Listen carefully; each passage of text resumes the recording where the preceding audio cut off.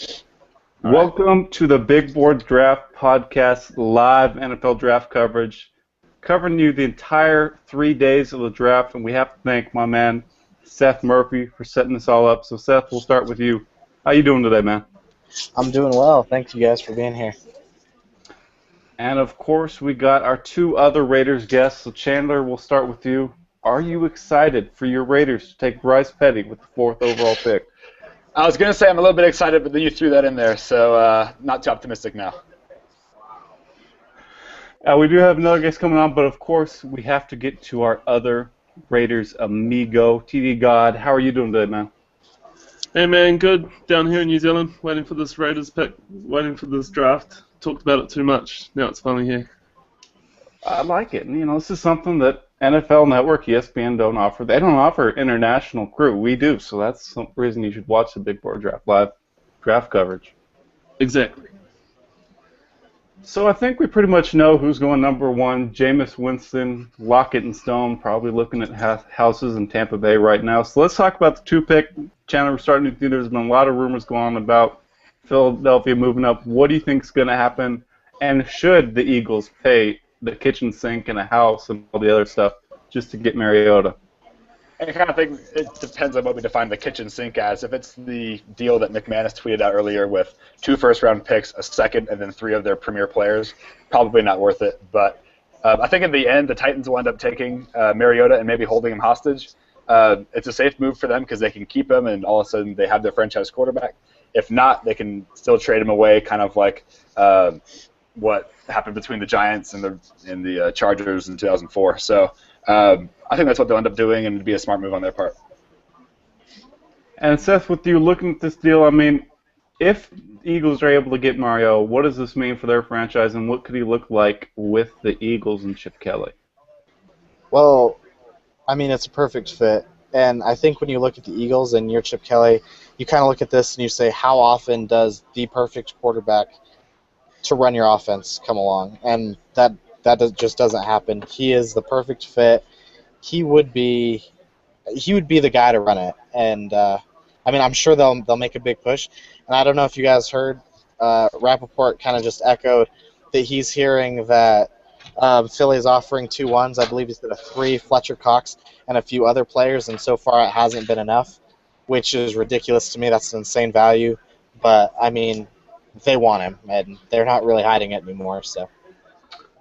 TD, when you heard that offer just now about that Rapport was mentioning, what was your reaction to that incredible price that Philadelphia is willing to offer? I wish they were offering that for 4. It's just Chip Kelly's smart, and he knows, as Seth was saying, that's the quarterback that can run that offense. So really, how much is that value, and how much value do you put in the quarterback? It's the most important position. So at the end of the day, if you believe in it, go with your vices and take it.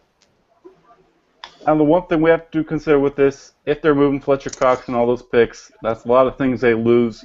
So if they get Mariota, Chandler, going back to you, how far could this team realistically go? We're talking about the Eagles? The Eagles with Mariota. Yeah, that really depends. If they end up giving the kitchen sink and restructuring their front 7, I still think that they're a playoff team. They really have a lot of talent there. But if they end up giving guys like Michael Kendricks, Vinnie Curry, and Fletcher Cox, that front 7's devastated by that. I still think that they can be a 10-11 win team with a rookie quarterback. That's pretty good. But that being said, I don't see them making a Super Bowl run this year, maybe even next year. So it's going to be a while. And TD, what about you? They've done well in free agency. They've got a good secondary, but their front 7, if they trade away those pieces, there's a lot lacking. They do have Bernie Logan and Bo Allen, I think it is, and they're 2 really good players, but not as on the level of Cox, who takes them to the next level. So let's say Eagles have managed to get up to the number 2 pick. Whatever they give up, it's certainly going to be a lot. So we move on to number 3 pick, Jacksonville Jaguars. Winston Mariota off the board. Quarterback was never a consideration for him. Seth, if you're in that war room, where do you think Jacksonville goes? I could see him going several different ways. My guess has always been Dante Fowler. I think he's a good Leo fit. I could also see Vic Beasley, or I could see Bud Dupree there, and I wouldn't be shocked, although I would be disappointed, and a little bit surprised, but I wouldn't say I was shocked if they took Leonard Williams. I don't know where he fits in, but it's not often that the best player in the draft falls at number 3, and I think if you're Jacksonville, you consider it.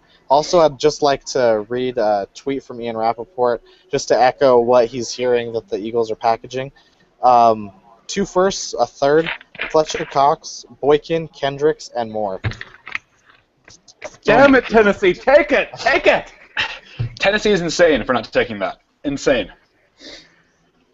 Roger Goodell, I would like Tennessee general manager and their front office drug tested immediately, please. Unbelievable. Just how you don't accept that? I don't. You're insane. Like, all right. So and TV back. Oh, well, go ahead.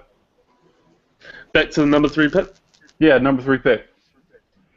I won't be surprised if they pick Amari Cooper. I think it will be between. I wouldn't be surprised at all. That's their kind of mentality. They want those competitors, those players that go out there and leave it on the field. And him and Fowler are those types that will listen to everything you say and play, their hardest every day, every play.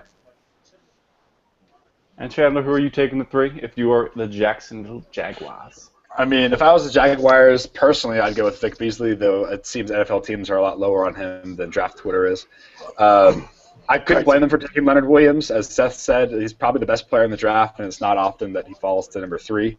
But they took Jared Odrick from Miami in free agency, who plays that same role as a 3 technique, 5 technique. So it'd kind of be a waste of a pick. Not necessarily a waste, but not really utilizing that pick the best they could. And then, as Tyler said, Cooper would be a great pick, but wide receiver might be the best position group on that team already, and so taking Cooper would be interesting.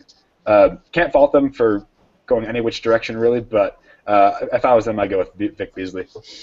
You mentioned Vic Beasley. You said you don't think the NFL is as high as on him as draft Twitter. Why do you think that is? And after that, looking at the 4 pick, we will go through the table for your Raiders guys of who you would take there. Right? I don't really know if there's a good answer as to why teams aren't as high on Beasley. It's one of those things that every year we're kind of mystified by why teams don't like a certain player as much as we do. We saw it with Teddy Bridgewater last year, as Matt is proudly repping the jersey of an opposing team's quarterback in his own division, whatever he thinks he's doing over there. But I don't think. I guess we'll find out. Maybe NFL teams will look stupid, but we'll find out in time. And TD.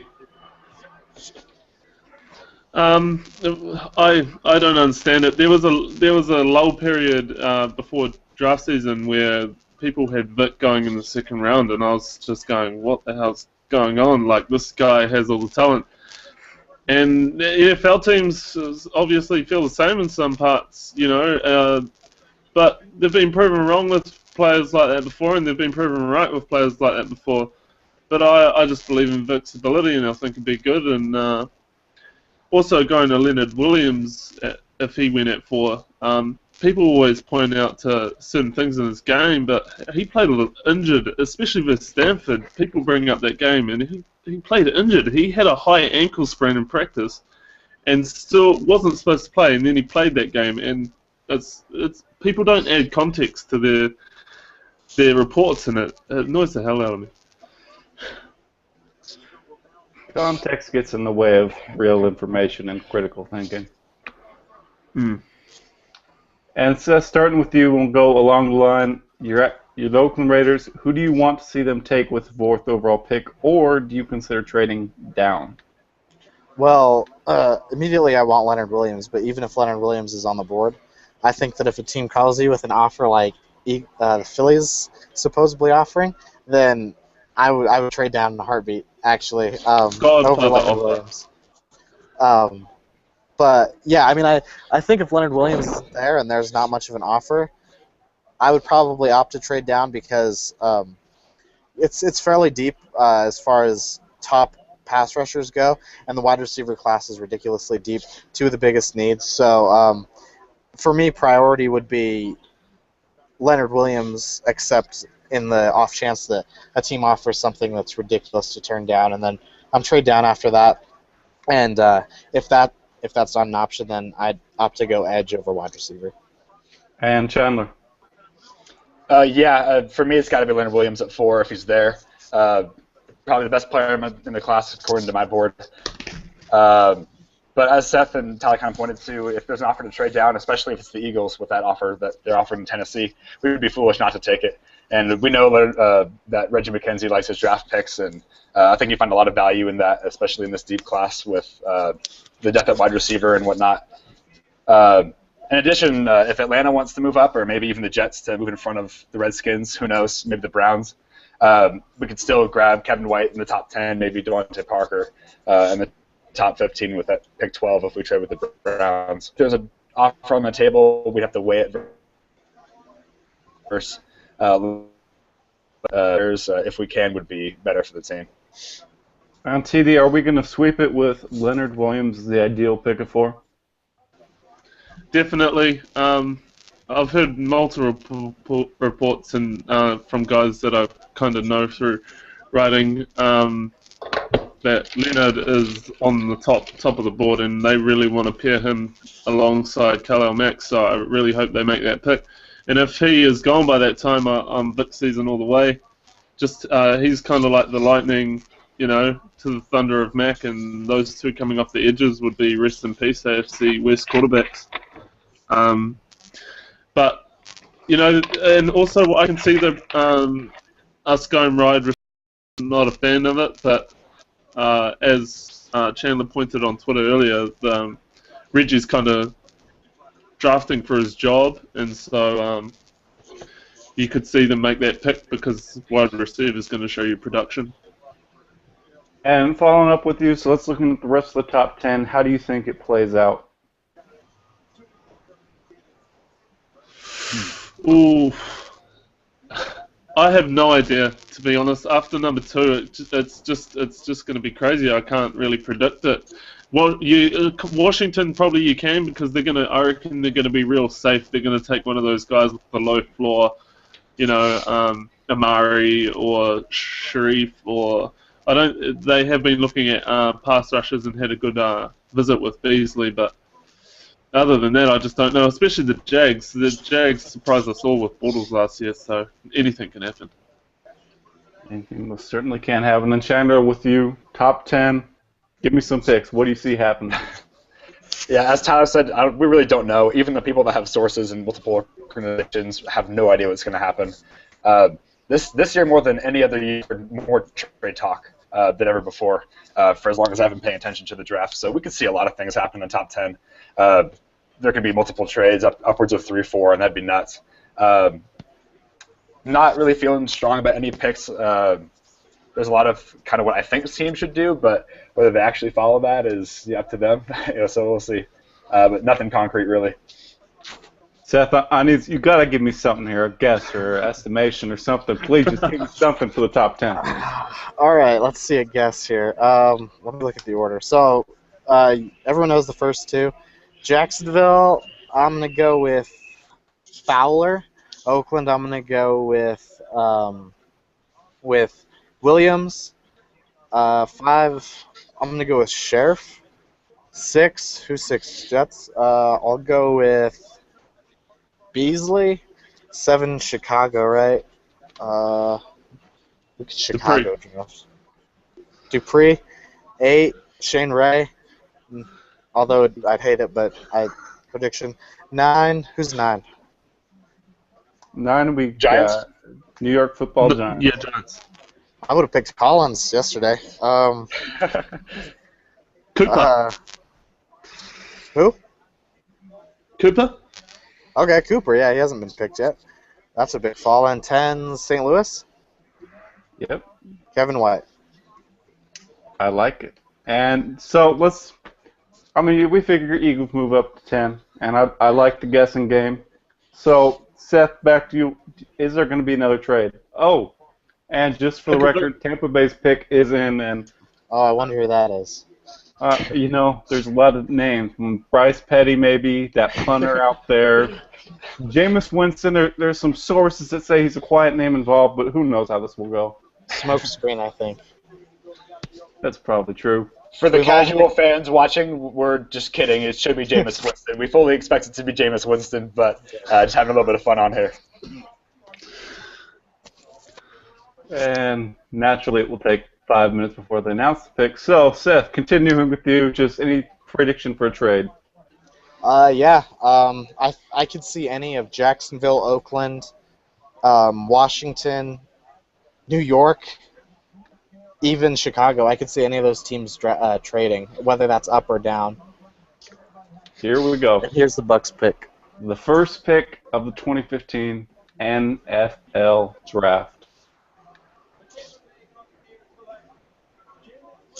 There we go. Boom! Jameis Winston, complete non-shocker. Nobody saw this coming at all. Congratulations to Jameis Winston. I'm like 30 seconds behind.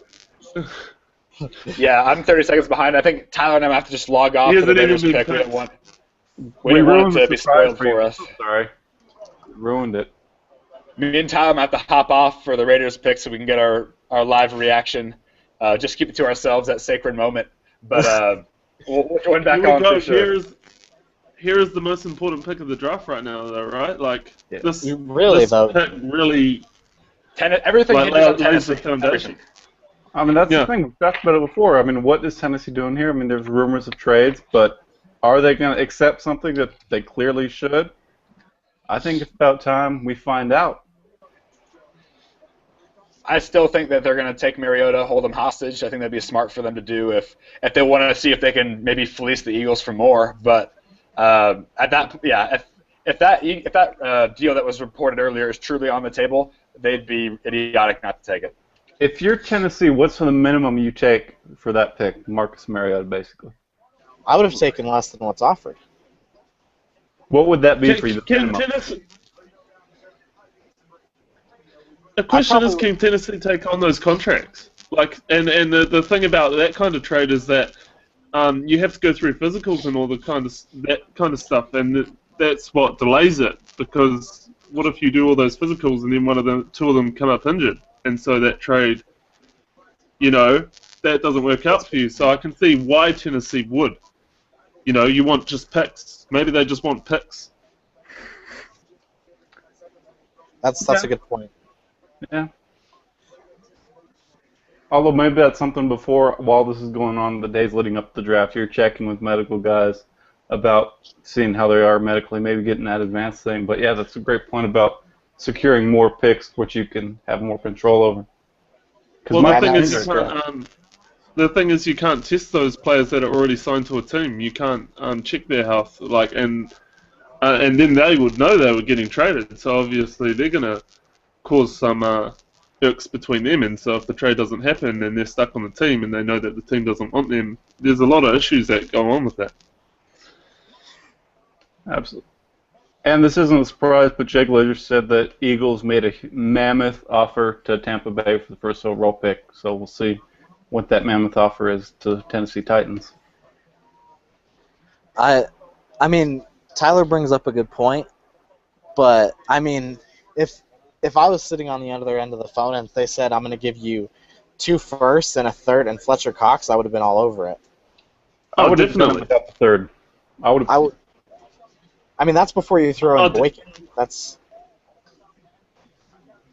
definitely. I'd make that pick too. I'm just arguing the the logistics are tough. Yeah. Well, it's an interesting decision. I mean, we're still waiting to see what happens. There's 4 minutes left on the clock right now. I mean, there is so much that hinges on this. I mean, Tennessee could surprise everyone, not take a quarterback. They could take Leonard Williams. All of a sudden, you have other teams, the Eagles, trying to trade up to 3 or 4 or 5. Yeah. And just so many different options this can go right now. And we're still a few minutes away from finding out. But see, with the draft economics, like I don't see why you'd want to trade to 3 or 4 because there's a lot of stuff going on then. You know they're not going to select quarterbacks, so then you can kind of argue with Washington ahead of the Jets and go, hey, look, the Jets are going to select them after us. Do you want to trade up? And then so they can obviously push the table. Yeah, that's absolutely true. I'm back. Sorry. You were missed in your time away, and we're glad. Thank you, man. Appreciate it. We selected Bryce Petty while you were away. Dang it. You have to wonder, or at least I have to wonder if the phones, all the phones in the war room are being used right now as the time ticks down on the clock. Yeah, I don't know. You got to wonder. I don't know how you can't. I mean, I think no matter what happens, I think, and this was mentioned about Chandler said, taking Mariota hostage, and I think that's probably what we're going to see Tennessee do. No matter what, take Mariota here, and either way, you're set up fine. Well, yeah, because the rumours I heard, and I know that Rivers, all that has been taken, but I heard that Titans would select him and then trade him. So, we'll see what happens. Yeah. And it could just be to the point where Tennessee's like, no matter what, we want Mariota if he's their guy. I mean, if he thinks they're the guy. That's the fascinating thing, but I mean, we could be waiting a few hours, a few days, without knowing, even if Tennessee drafts Mariota, if he's staying or if he's traded. And it's worth noting that this is said every year. It's my personal belief that next year's draft class is stronger, and I know that a lot of other draft nicks echo that sentiment. And so by taking Mariota hostage, they'd be able to get future picks from 2016, maybe even in a stronger draft class. 16 is ridiculous. Like, that draft is just so insane with talent, it's not funny. That recruiting class that came out that year was the best I've ever seen since I've been watching football. Like, I do. Oh, yeah. So let's run another scenario. We've talked about the Eagles moving up to get Mariota. Let's say Tennessee keeps them. Obviously, Eagles keep all their picks. What happens in that scenario? What is the Titans' plan? What is the Eagles' plan?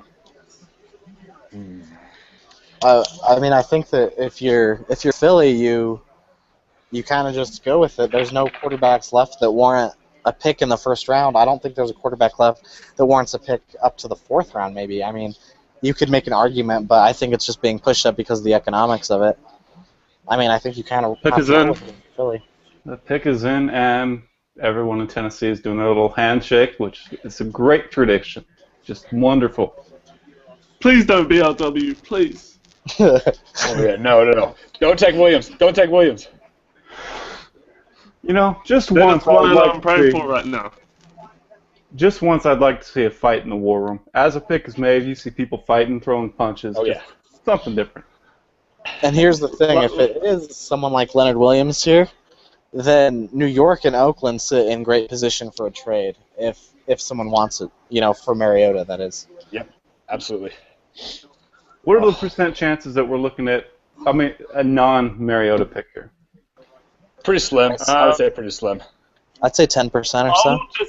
I would just say for everyone who had Mariota at quarterback 1, you have to be absolute shitting yourself because Hunt is the worst quarterback developer there is. Seriously, like, he is horrible. You do not want him going there if you are a Mariota believer. Like, that could be the worst place for him to go. That's why Rivers made so much sense there, because he's ready to win.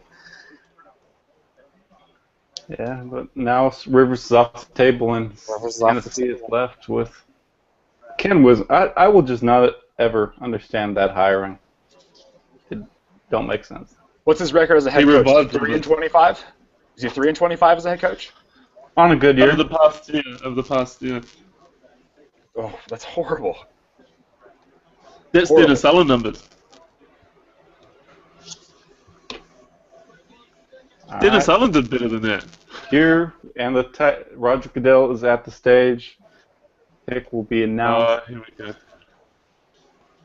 And ladies and gentlemen, the Tennessee Titans have selected the one and only Marcus Mariota. Okay, Jacksonville.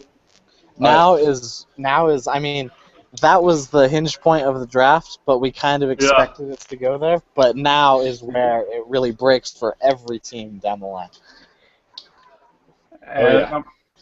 Even though Take Shane Ray. Take Gurley. You know, I think, Chandler, you're getting... See, because Shane Ray was arrested for... The Jacksonville Jaguars weren't arrested for marijuana. There's a little mix-up there. Oh, Mariota with the Beats by Dre, like, Bluetooth headset to talk to his his team. Philadelphia fans, I just want you to let you know, it's going to be okay. Just take a deep breath in, deep breath out, and believe it's going to be okay, all right? Are we all sipping Ben's tears right now, or? Shout out to Ben Natan. You know, we know what you're going through after losing for the last 12 years. This is definitely not the worst of your sorrows. Yeah, we'll see. Ben, just go to the Good gym. luck to you, man. Good luck for you, man. It's not like Chip didn't try. I mean, if what we heard was truth, you can't offer more than that and be considered sane.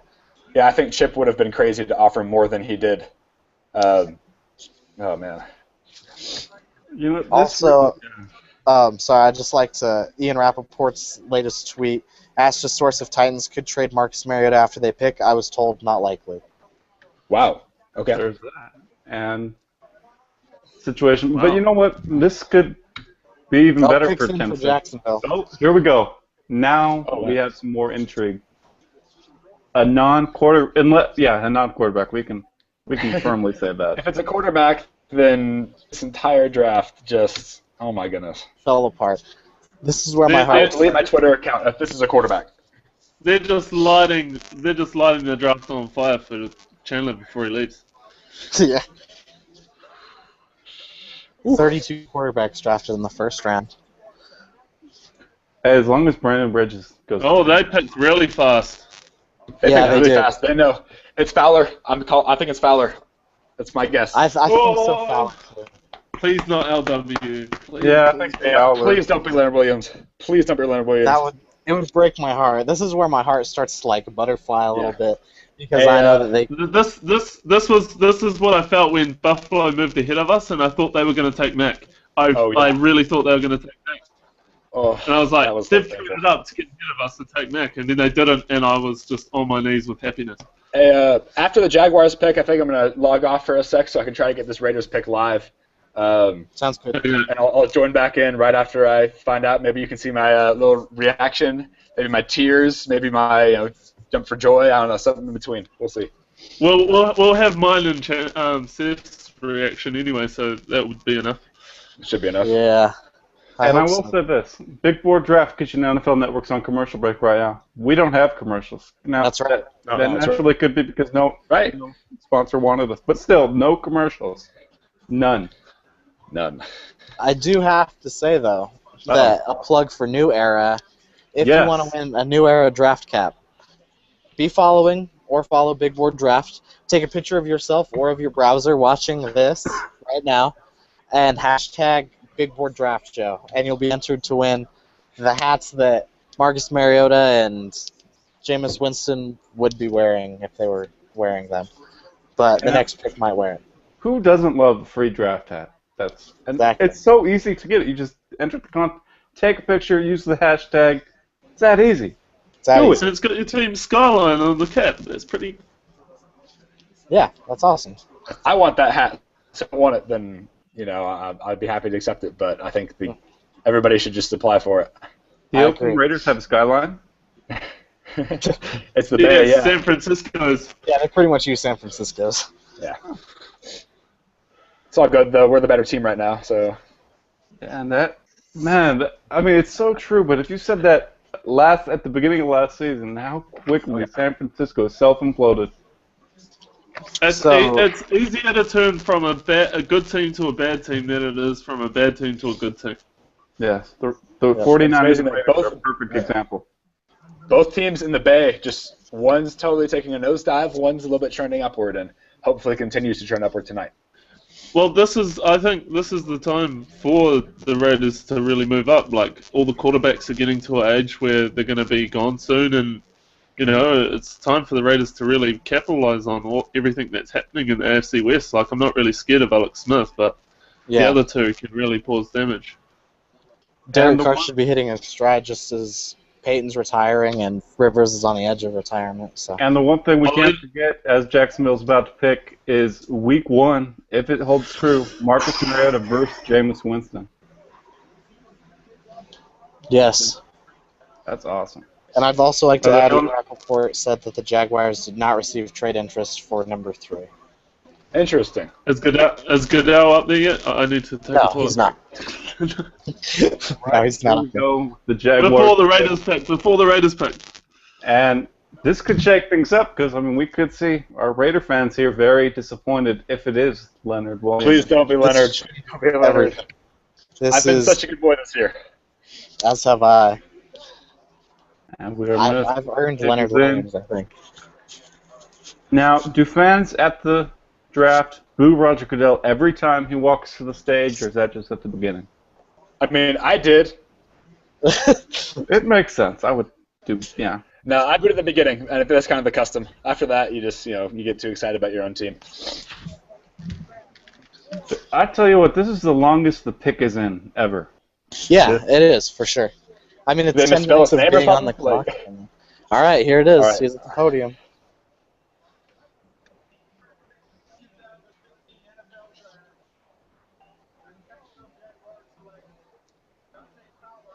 Fowler. Oh, Fowler. Called it. Chandler, you called it. Called it. All right.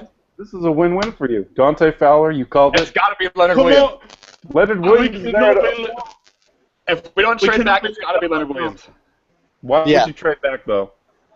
If you We get an can't- we offer can't like believe Philly it. offered, If San Francisco wants to give us a first next year and a second this year, fine. We'll take it. But other than that, no. Give me Leonard Williams. I'm going to peace out for the next 5 minutes as I sweat heavily and kind of freak out interiorly. So I'll be back in a few minutes. It's got to be Leonard. Go Raiders. see you, Chandler. As soon as he was here, Chandler was gone. A matter of moments. But we still have 2 Raiders guys here who are going to be with the pick technically live, although TD, his feed will be delayed. So we're going to ruin the surprise for him. No, I'll be happy either way as long as it's Leonard. So let's look at Jacksonville pick right now, though. Dante Fowler, what can he do for this defense? And Gus Bradley.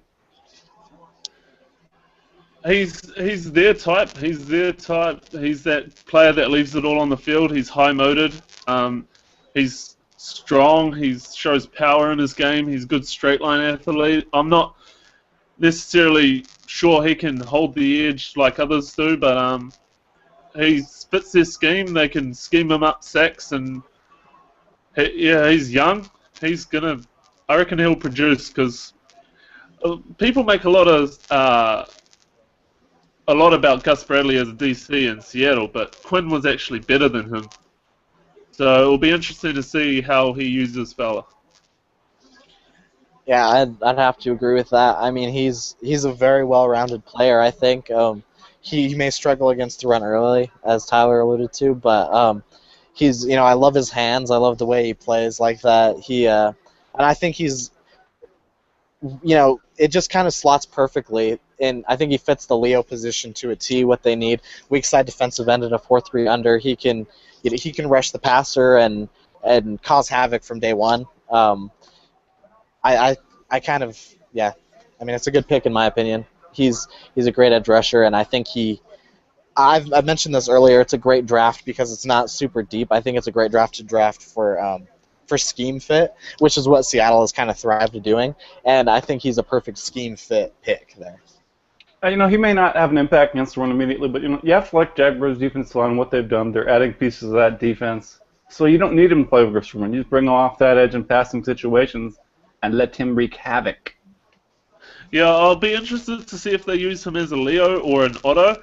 The Raiders used Mac as an Otto, as you'd say, like a linebacker, and then third down he goes, rushes the passer with his hand in the dirt. Yeah, I really think they're going to play him there instead of Leo, but we'll see. We'll see. He's a talented player. I'm just really excited about this next pick now. Yeah, that's a good point. I think he could play Otto too. Which is that more of a Bruce Irvin type role. which I mean, it could be a good fit too. You need two really good pass rushers in that defense, and he could probably slot either of those places. And Chris Mortensen tweeted out that talked with Gus Bradley before the draft, and he said this was the first draft they could draft best player available and not draft for need. Interesting. So obviously, Oakland's pick's in. Oakland's pick is, and obviously, Come on. the best player available last year. No, The number one player on our big board, on BigBoardDraft's big board, is available for the Raiders at a position of need. Local kid who loves the team. Loves Makes too the much team. sense. And I will say, well, because people say he was in Florida, but he actually was born there, I think, in California and was raised there, and then moved to Florida, and then moved. Obviously went to USC to get back to California. So. Right, and his mother, I believe, was a California native for the majority of her life, if I understand correctly. And I believe that the Raiders hit the land speed record in making this pick, so it seems like Leonard Williams just seems natural right here. He is going to make such a good Raider. Please let it happen. This will be me getting the two players I want the most every draft ever. I never get two picks. What's going on? Is this real life? It hasn't happened yet. It hasn't happened yet. I should get ready for disappointment. So let's talk about this, though. I mean, we're talking about a defense that will feature Khalil Mack, who is somebody felt going to the draft. He was the best defense player. Now you're adding Leonard Williams to that defense. You could put him on the same side, and oh my goodness, rest in peace, opposing teams. Exactly. Yep. That's unfair. The Raiders are drafting good. What? Well, it's not in yet. Let's see. Let's make sure. Al Davis is rolling in his grave right now. He's so disappointed at the lack of focus on 40 times. He wants Perryman here. He's praying for Perryman here right now. Rashad Perriman would have been the pick at 9:59. He would have traded up to number one to get him. Yeah. Oh, yeah. So now, the waiting. Here's Goodell. Here we go. Chandler's excited. Let's find out who the Oakland Raiders are taking. Are they bringing home Leonard Williams, or are they going wide receiver? Let's find out. Oh, man. Oh, boy. We took Amari Cooper, didn't we? Yep. So the Raiders didn't take Leonard Williams. They instead go with the wide receiver. I mean, Derek Carr needs help, but Seth, starting with you. No, it's certain, man, but did the Raiders pass on the best player in this draft? Yeah, they easily passed on the best player in this draft for my number 8 overall player. So yeah, that sucks. And TD, I know you're hurting right now. How you feeling, man? He's a Raider. I'll support him. He's a Raider.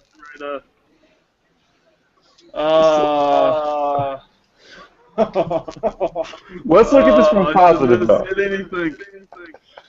How is Amari Cooper going to help Derek Carr? What can he do for Derek Carr to help lift this offense, keep it going forward?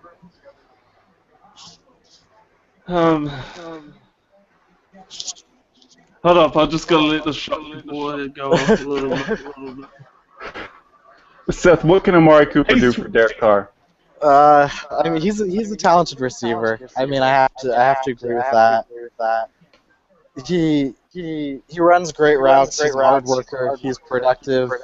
He can do a lot, but he would have been like my 4th receiver last year. He's my 8th prospect this year, and the best prospect in the position of age is available. He's gonna do fine. He'll play well, but he is only 20. He is one of the youngest. He's good in and out of his breaks. He's not a vertical go up and get up. He's more a guy that's going to run and catch the ball. Which is like Musgrave has had. And Macklin. He suits the scheme. And yeah, He's a Raider now, so team Amari Cooper.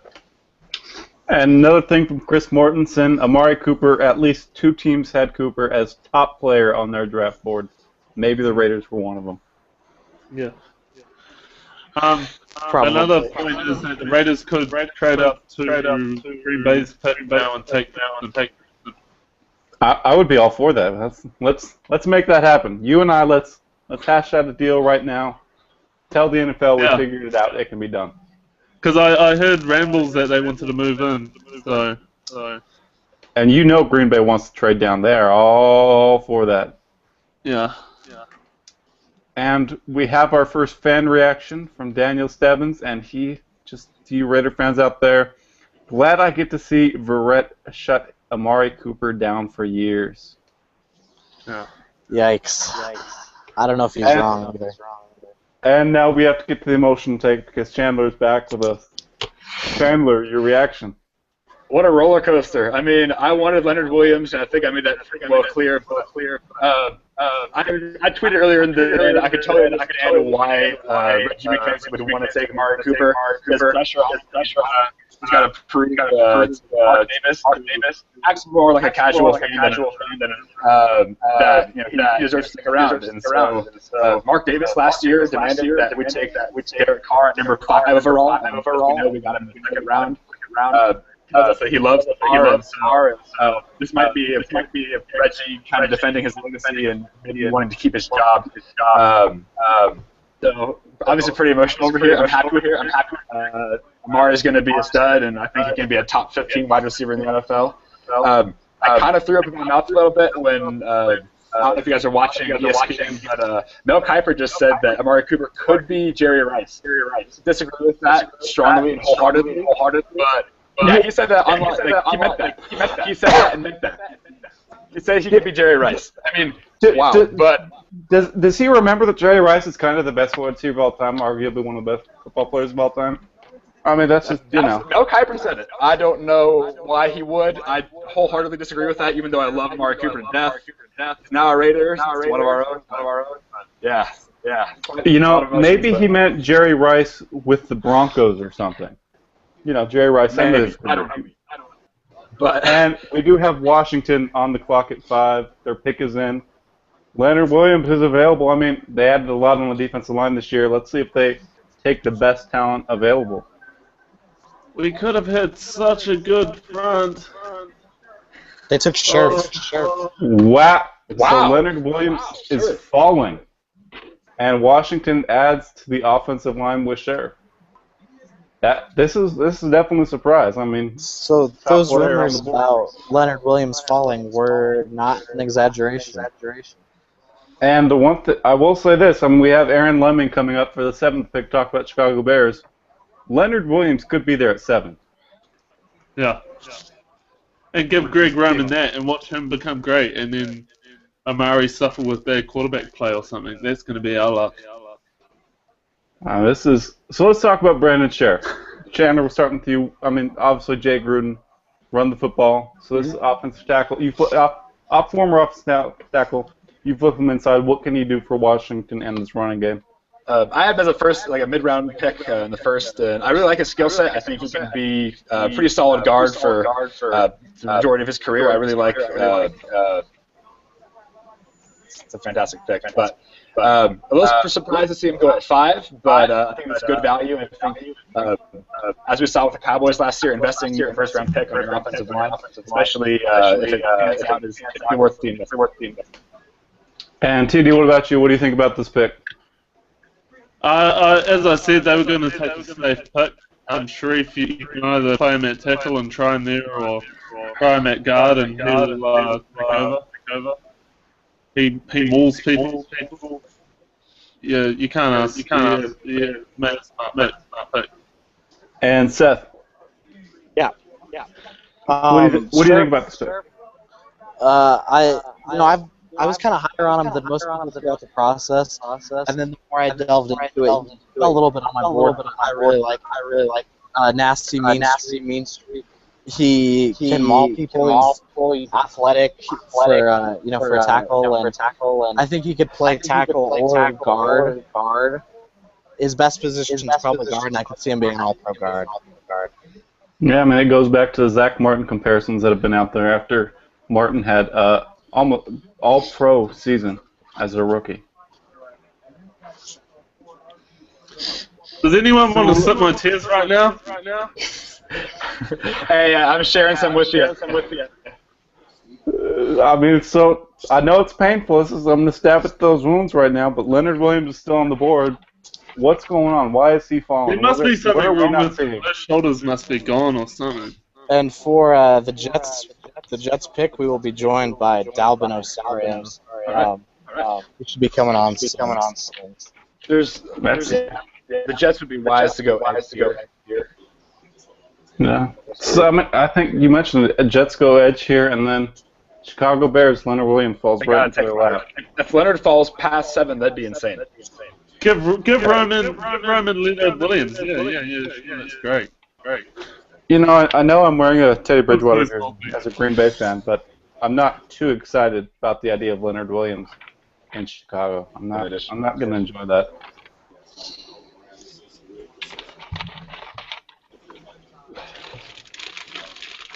All right. So Chandler, starting with you. Who are your top players available right now? Top 5.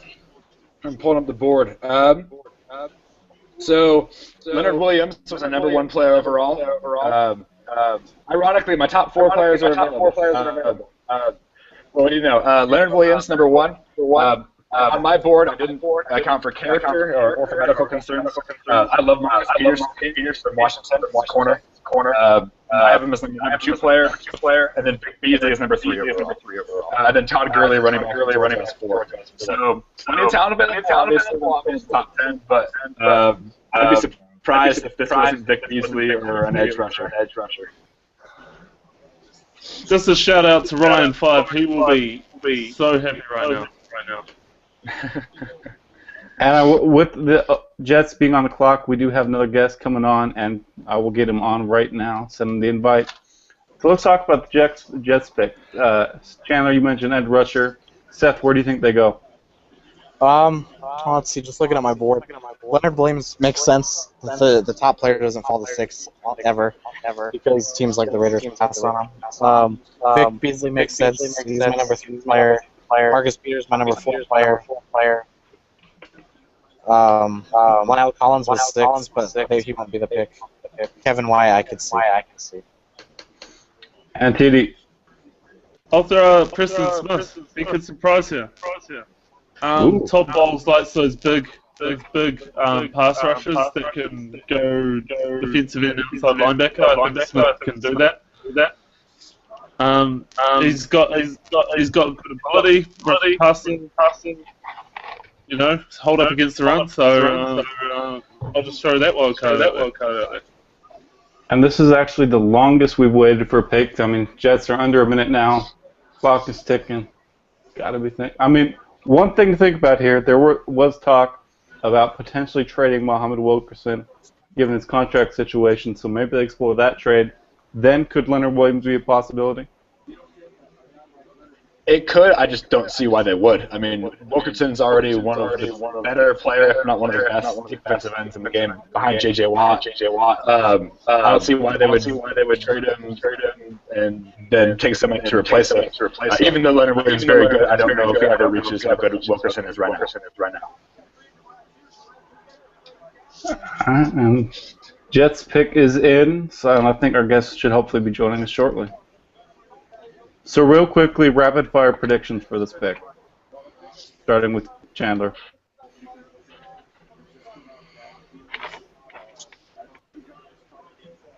What's your rapid-fire prediction for the Jets pick?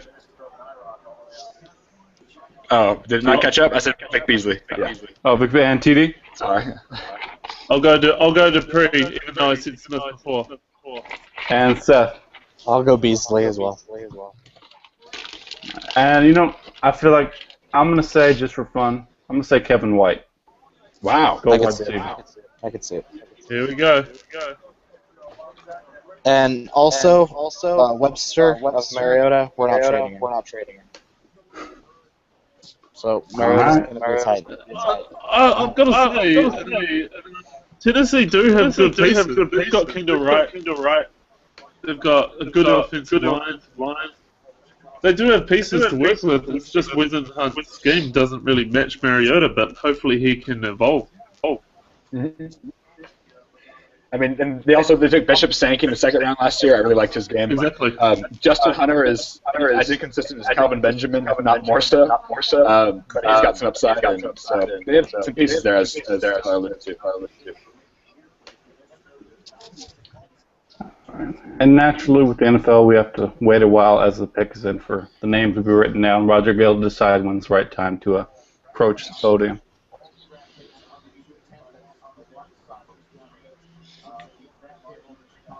Oh, we took Cooper. I'm sorry.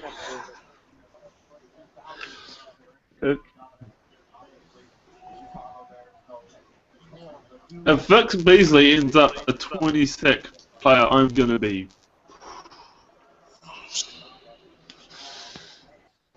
Come on, believe, Tyler, believe. So I broke our little code, and I saw the pick on Twitter. We'll see. Leonard Williams. Wow. Insane. He's going to be an interesting fit in that defense. This goes back to are they going to trade Muhammad Wilkerson? Contract situation's nearing its end. Why not trade play him? those three up the front. I mean, you just got. Just play those three up front. The That's Jets crazy are a to home me. run. And Chicago just missed out on the best player available. It's going to be really interesting to see. I mean, with Sheldon Richardson and Muhammad Wilkerson playing five technique, I don't see Leonard Williams playing nose. I don't see him playing outside linebacker. His best fit in that defense is five technique, so that's interesting. Have to find a spot somewhere. I wonder if they try and underfit and put one at 3 technique, one at 5. That's the only thing I can think of. But We could do that. you still have a one I mean, technique. that's I what don't know what you do. You Yeah. got a new coach, Todd You Bowles. can play Richardson at end. He's that fast. It's kind of a misfit, though. You don't want to put him out of position. Yeah, exactly. But Bowles is really good with his He will really work everyone to use. And I am loving the tweets about the Jets front. Holy shit. Which is a good point, but again, I wonder where he's going to go. Yeah.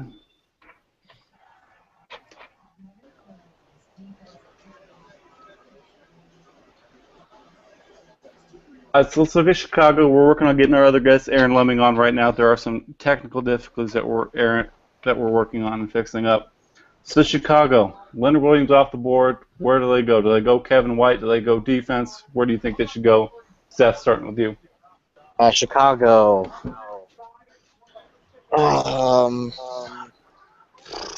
Kevin White probably makes the most sense here. Unless I'm forgetting someone. Chicago, yeah, Kevin White. I would have to agree with that. Yeah, I think I would say Kevin White as well. I see a lot of people taking an edge rusher with them. I can't blame them.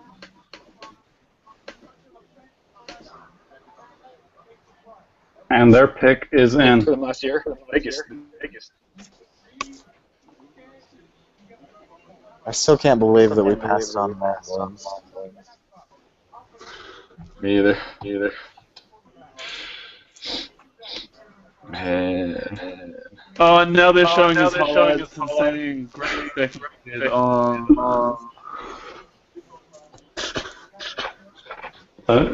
I tell you what, when Chicago eventually plays the Raiders, Leonard Williams is going to be ready to go. Yep.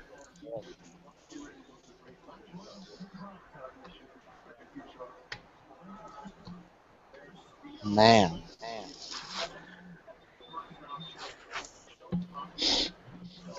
And the last, from Chris Mortensen, last offensive player the Jets drafted, good old Mark Sanchez. Wow.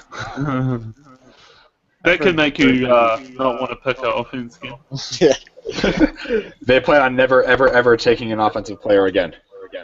In the first round. Because Never. of Sanchez. I mean, even if they played offense in high school or Pee Wee ball, it's not going to happen. No, stay away.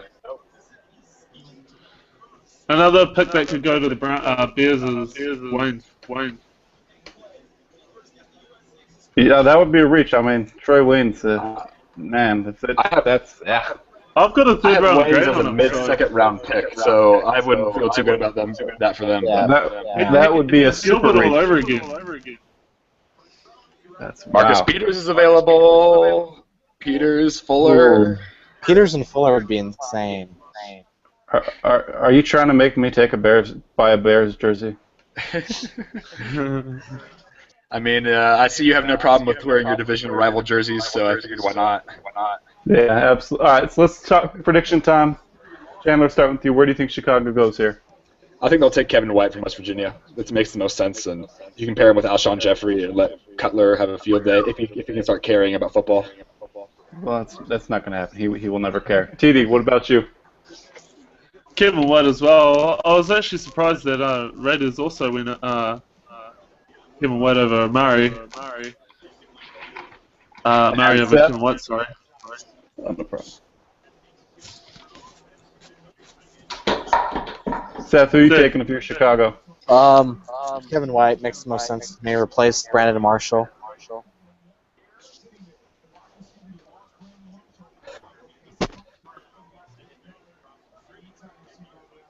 All right. Yeah, I think we're going to sweep it here. I'm going to say Kevin White as well. I mean, Jay Cutler probably won't enjoy that wide receiver duo for long, but when they draft a quarterback next year, that quarterback will be able to enjoy that.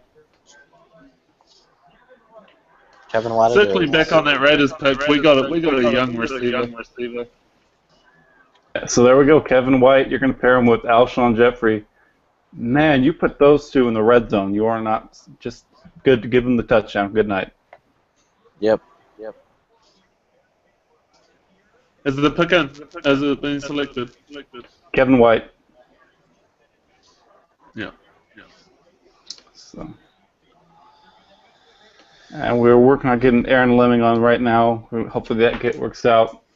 I mean, so let's look at this offense right now. You have Matt Forte. There was talk about a holdout, but he says he just wants a longer contract. Will play for the Bears, obviously. You have Matt Forte, Alshon Jeffrey, Martellus Bennett, and now Kevin White. I don't know how Jay Cutler couldn't succeed with that, but he's Jay Cutler, so he'll find a way. Can we trade for Wilkerson from Witokirpa? Please. We'll give you a third jet. Yep. I think you're going to need more than that.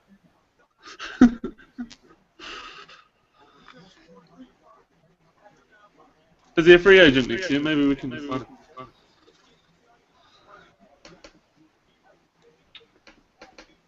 So as we got Chicago, and now we arrive at Atlanta. There was rumors about them going after Bruce Irvin. That hasn't happened yet. So do they go edge rusher here? There's plenty of names available. Beasley, right? Yeah, Beasley. You got Shane Ray if they feel confident in him. Oh, please let it happen. My Elkins followers, please. I need to sip on someone else's tears to rejuvenate. And we are getting Aaron Lemming on right now. The invite went through, so he will be on in moments. And he's our Bears guy, so we are glad to be having him on to talk about the Bears pick, Kevin White. I'll give him a moment of time. And real quickly before he gets on, Atlanta's on the clock. Seth, where do you think they go here? Which, if you had a guess? Vic Beasley, home run. I think he's a great fit, and he's one of the best players.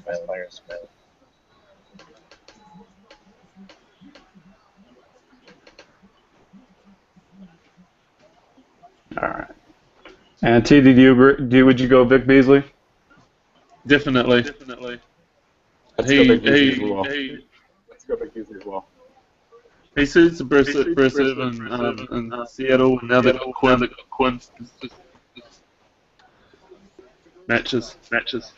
Yeah. And I mean, Man, because, I mean, defense was an issue for them last season. They couldn't get after the quarterback. It was abysmal. The offense was fine. But now, with Dan Quinn as head coach, and if you could add a Vic Beasley, that is sexy.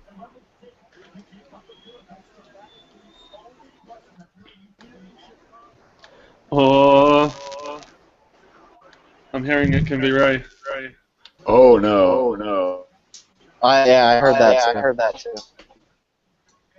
What's oh no? What's going on, people? They could take Ray right here. They could take Ray, which is a rumor that's been floating around. So we'll see. They've been in constant contact since he had his incident. So.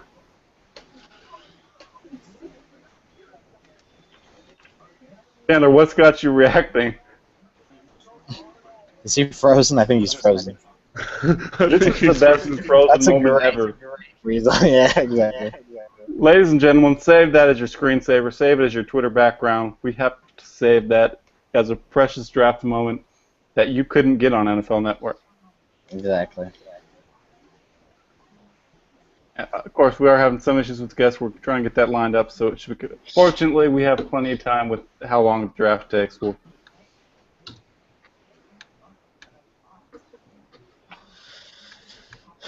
Falcons pick is in, and so we're about to find out where the Atlanta Falcons are going. Based off Chandler's facial expression we saw, maybe there's a big surprise coming. Oh, and I didn't see anything from this pick. I saw the Leonard Williams pick ahead, and I was I'd appreciate it. What the hell are the Jets going to do? Can we have Sheldon Rich? All right. And here we go. We got Aaron Lemming. Fine. We got Aaron Lemming here. Forever. It did, All but right, well- you're here now. So with Chicago Bears, Kevin White, how you feeling about the pick? I'd have felt a lot better if Williams wouldn't have been on the board at 6. I cannot believe the Jets took him. I think Kevin White's a great pick, especially when you start looking at, they traded away Brandon Marshall and possibly Martellus Bennett. So, I mean, you're definitely going to need some offensive weapons. Now I think you've got to really put it towards the defensive side of the ball, but absolutely love the pick. Need the speed. Yeah, I mean, Leonard Williams, I'm a Green Bay fan, so I was kind of happy when he didn't fall to the 7th pick, because that would have been goodness gracious, if that happened, I would have been very sad. But Kevin White, and then we also got the situation of Martellus Bennett. You were reporting it earlier and confirming it that Martellus Bennett was on the trading block. Is that still a thing? Do you think that's something we see happen day 2, day 3? I really don't know. As far as I was told, I mean, he is on the trading block. He's been quite the issue for a while now. Not reporting for no apparent reason. Yeah, I did voluntary workouts, but let's be honest here. It's with a brand new coaching staff. I mean, you got to be there. Problem is with that is there's really no tight ends in free agency anymore, minus Jermaine Gresham, who's still injured, and the tight end class is very weak. So I'm hoping they don't trade him. John Fox did say today that he does plan on having him come Sunday, so we'll see what happens. You mentioned the new front office coming in, the new coaching staff. So what are some other changes you think we could see? I mean, obviously it's even harder to predict what Chicago does with the new front office. What are some things you think we could see on day 2? As far as day 2 goes, I think things are really wide open right now. You're going to have a lot of offensive line is going to be a big thing tomorrow. I think defensive back as well. I know a lot of fans are, wanting to go in the defensive direction, and to a certain extent I do agree. But it'll all depend on what's on the board. I see a lot of offensive talent still there. Luckily, they got receiver out of the way. But, I mean, they've got work to do on both sides of the ball. I definitely think defensive back is something they need to take care of. Safety or corner. And lastly, because obviously Atlanta Falcons pick is in, but I just want to get from you. So, Kevin White, Alshon Jeffrey, what can Jay Cutler do with this offense? Well, I think we've seen it at least with Mark Trestman. He's going to come in year 1. He's probably going to have a pretty solid year, which okay, fine, but he's not going to be he's not the future of this team. So I would expect a decent year out of him. Adam Gase is looking for a head coaching job. So I expect good things out of year 1, but I think he's going to revert back in year 2 like he always does. And Aaron, I want to thank you so much for coming on to Talk Draft. I mean, seriously, big Bears guy. I mean, you're writing about the Bears, and then this offseason you just became a huge name reporting all Bears stuff. You were the Adam Scheffler of the Chicago Bears. Where can people follow you and get breaking news? I appreciate it, man. Yeah, you can go to it's Aaron Lemming NFL is my Twitter handle, so you can go on there and you can shoot me a follow. I appreciate you guys having me on. Thanks Thank for you being so on. much. Thanks, All man. right, man. All right, man. All right. And, of course, we do have Atlanta Falcons just selected Vic Beasley, and we do have another guest coming up, and that is our good friend and really one of the rising names. So I've been so impressed with his work. Was reading a Leonard Williams scouting report. He just killed it. His draft coverage at Draft Odds for Football Savages, just been killing it. Charles McDonald, he will be on with us in a few minutes to talk about Vic Beasley. But first, we're going to get your guys' reaction. Chandler, starting with you. How do you like this pick? Obviously, you love Vic Beasley, and Atlanta just added him to their front seven. I think it's a great fit in Dan Quinn's new defense. I'm in a group chat with. All right, so TV, back to you. While Chandler's working. What do you think? How do you like this pick? He's perfect fit for this game, as Chandler was saying. They got the best edge rusher in the draft. I think a lot of teams are going to be questioning not making this pick in the future. Great scheme. Great athlete. He's going to produce. And Seth, what about you? Yeah, I think this is a home run. He blew up the combine, obviously, but not. He just on film he stood out. He's one of my favorite picks that I've ever watched. His first step, an NFL field is going to be on par with elite talent in that aspect of the NFL. Last year, before he announced that he wouldn't be declared for the draft, I said that I wanted him for the 5. So I mean, I've loved him for a long time. He's my number 3 overall player, and I think he's an excellent scheme fit, and they hit a home run. And Chandler, obviously you love him. When you mentioned me, Draft Twitter loves him. You love him. So he goes right here at 8. How do you like the pick? And you obviously mentioned the fit for this team. So overall, your thoughts?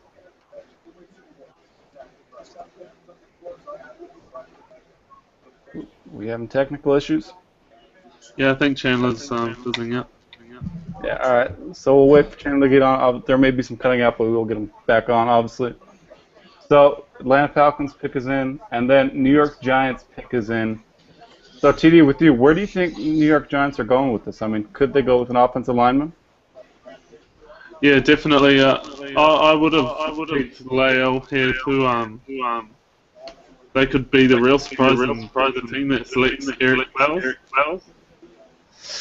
But they did Pug recently.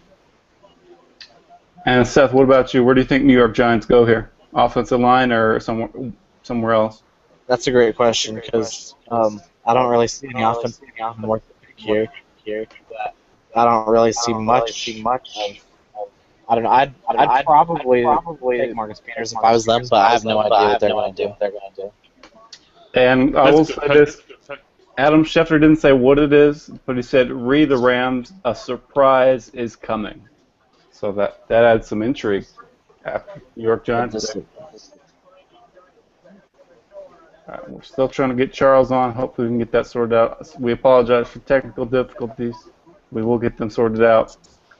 So let's talk about St. Louis Rams as we wait for the Giants pick. What could the surprise be? Let's throw out some speculation. I mean, can't be a quarterback. They have Nick Foles, who I'm sure they're so excited about. What other area could they go that would shock the world? A team moving up, maybe that could be it. But for pick-wise,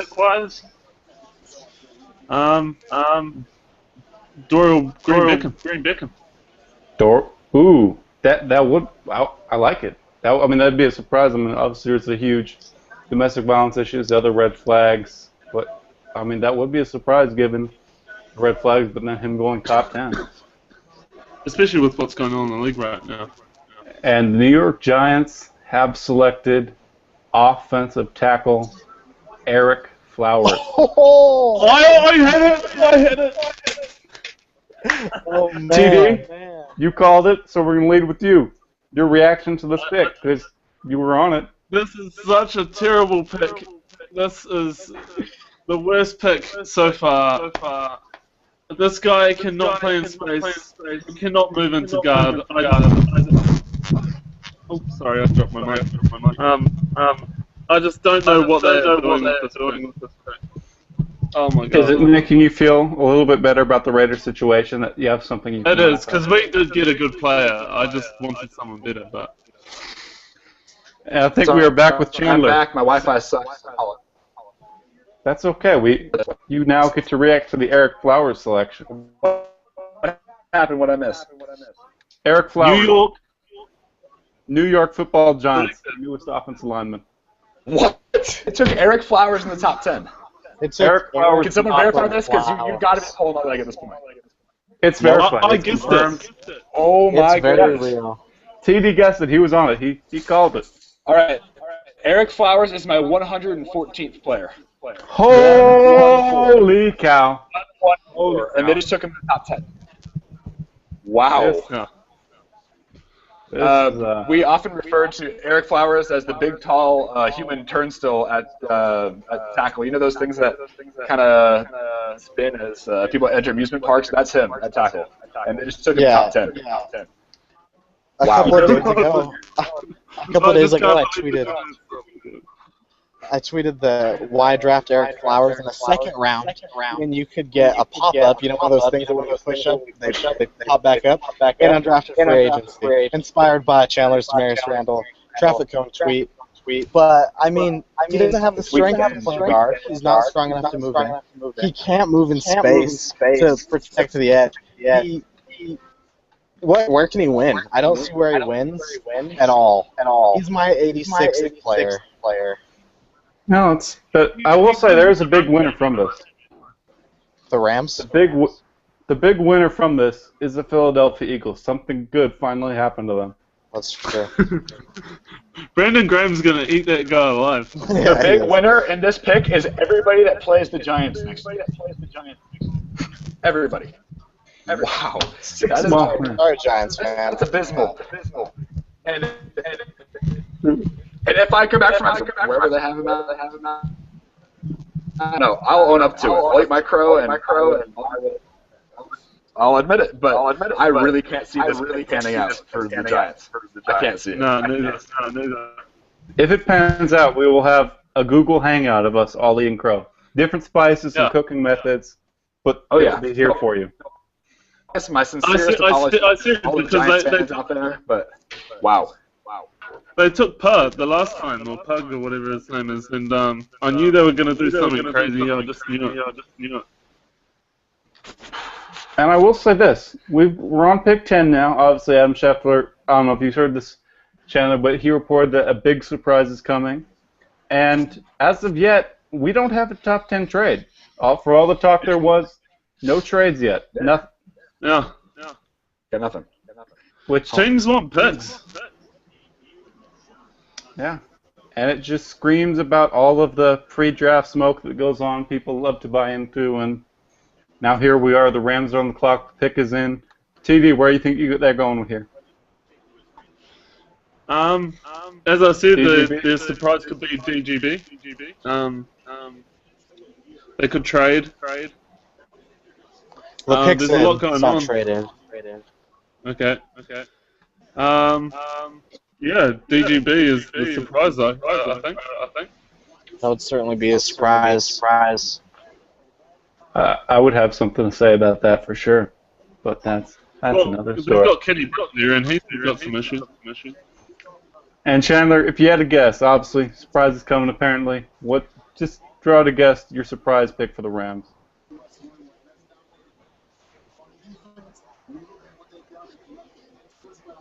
We lose Chandler.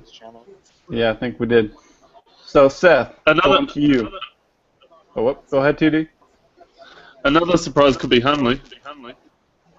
That would Yeah, huge surprise. Or as with Petty. Put him behind Foles for a while, groom. I mean, it would surprise, but now that I think, I was thinking about Petty, but maybe you like Hundley more for developing. Man, that would shake the world up. Yeah, it would. That would be a surprise for sure. I mean, it's still got me thinking about it. I gotta. If that's happening. Something else I might add. I know they have pass rushers there, but they drafted Michael Sam last year. They probably watched a lot of edge tape at Missouri. I mean, a lot of people are really high on Shane Ray. It would be a surprise. They do like those motor guys. That's cold-blooded. That's cold-blooded in multiple ways. I just hope they don't take Robert Quinn off the field to supplement if they do get a pass rusher. Because I just drafted him in Tennessee. If they're taking Robert Quinn off the field, we got some issues. Yeah. That's Very. You're gonna have to fire that coach. Do you know Robert Quinn's only 24? That's ridiculous. That is crazy young. Crazy. Although You still get like to wonder 5 to 6 years of production. what is his age according to that age thing that went a little viral today. What was that? There was a little age thing that went viral today. Looks at someone's pictures and guesses what age they are. Well, all us Raiders fans look older because of our how our team drafts.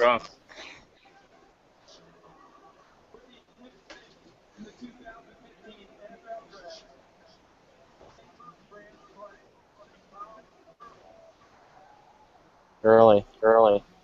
Todd, wow. Early. That's interesting.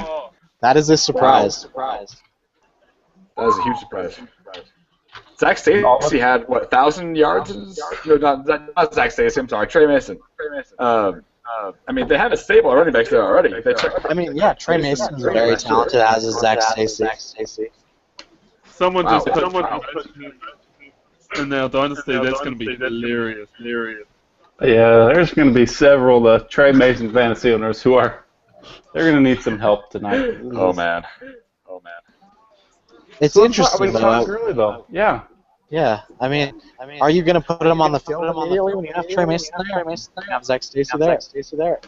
I don't know. Well, there was the report earlier that Gurley was going to miss the first month, so maybe you let Mason go, but still, it's an odd thing. It's certainly surprising. It is surprising. And I've been vocally anti-running back in the first round, but he is talented. But top 10 is definitely too rich for my blood. Chandler, what's your reaction? What do you think about this fit? Obviously it's definitely a surprise. Top 10. I'm not sure how many people expected Gurley to go 10th to the Rams. How does he fit in with St. Louis and good old Nick Foles?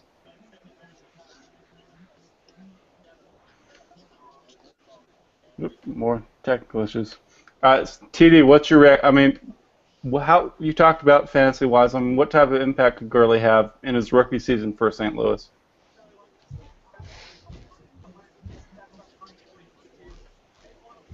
Oops. I stepped away from it. TD. Yeah. So what do you think what do you think Gurley can do for the Rams this season? He has a knee, but what do you think he can do when he's healthy? A lot of people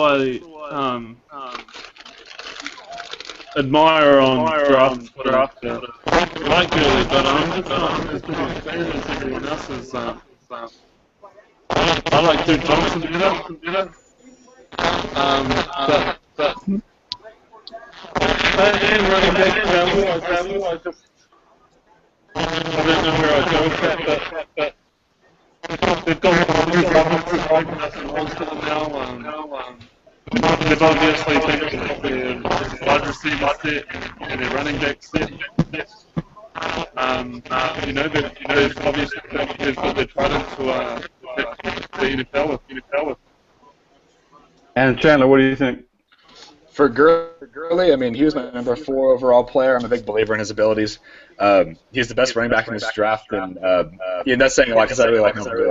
But yeah, I think that he's going to be a fantastic pick. Kind of question it a little bit. I wasn't expecting it for sure, but Gurley's going to be a highly effective running back, and he could even be an elite running back at the next level, in my opinion. But we'll have to see. That offensive line is not pretty right now. They have Greg Robinson, who's the number 2 overall pick last year, and he's once he settles in, he should be fine. But that line is not looking great right now, so they gotta shore that up before. And Seth, when you look, I mean, obviously you said you don't love taking a running back this high, but what is your comparison for Todd Gurley?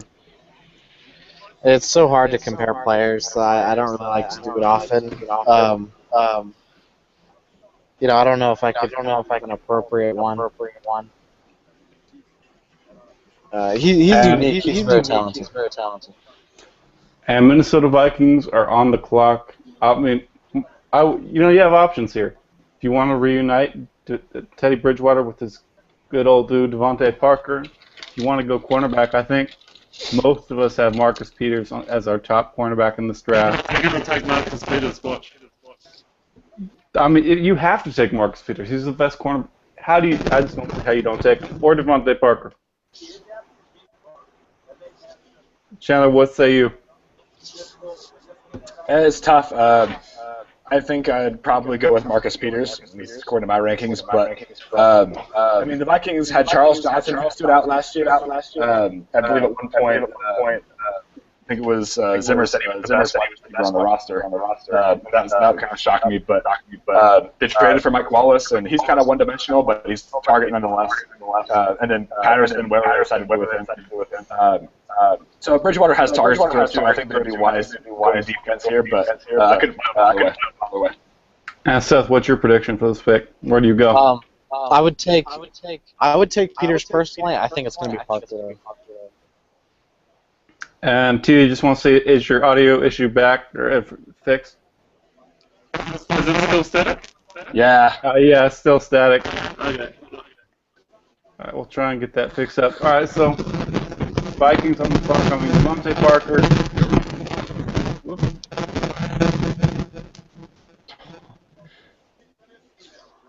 Zach Stacy just tweeted, "Yikes!" Oh, we have player reaction. I like that. Zach Stacy, if you're watching this and you want to come on and rant about the Rams pick, feel free. You're definitely welcome, for sure. You can even go uncensored if you need to. I understand this is a frustrating time. Although I don't know if you'd get the Hangout invite because we've been having some trouble getting those in. Yeah, that's very true. And Minnesota's pick is in. I mean, obviously we feel like Marcus Peters, you have to take him, top cornerback available. And you put him in that secondary with Harrison Smith and Xavier Rhodes. Rest in peace, wide receivers of opposing teams, because that is going to be lights out. And it would be the second Minnesota Vikings jersey I have to buy, which would be really awkward. Is my static cleared up? Oh boy! Oh no! Oh wow! Oh, Minnesota! Darren Page's tears are gonna be Minnesota. So you don't have to buy a Vikings jersey, Matt. That's a positive. Wow. Yeah, I certainly won't be buying Vikings jersey. I can guarantee you that. So let's look at Trey Waynes. I mean, Mike Mayock had him as number 1 cornerback. Several media outlets had him as their number 1 quarterback. We're not nearly as high with him. So Chandler, starting with you, what do you not like about Trey Waynes? Going back to his film, watch the Baylor game. Antoine Goodley, who's most likely a running back at next level, was 5'10", 220 pounds with speed. He burned Trey Waynes. It was pretty ugly tape. I mean, he has really quick feet, and he's one of the corners that's going to alert you with his speed. But he's really grabby, and I think he's going to struggle in man coverage. So we'll see how this goes. I think he's going to get picked on the opposite of Xavier Rhodes. Not a big fan. They had him as a mid-second round pick, so we'll see. Randall Cobb and Devontae Adams are very excited about this pick. Oh yeah, I can imagine. And Seth, your reaction. I mean, Trey Waynes, what's your scouting report on him?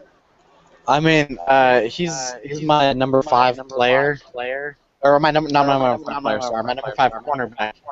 I had a fringe first-round grade on him. I didn't hate him as much as most people did, but he's definitely more of an athlete than a cornerback at this point. And as Darren Class mentioned, I mean, he's kind of getting hyped for the same reasons that Justin Gilbert got hyped for last year. And we saw them work out. Yeah, that Justin Gilbert pick, they're still hoping for even one positive week, just one. That's all Cleveland asks. Even if they have to put Justin Gilbert at quarterback, just please, something positive. All right, so now we got Cleveland on the clock. I mean, Danny Shelton, Devontae Parker are on the board. Chandler, if you're on the clock, where are you going?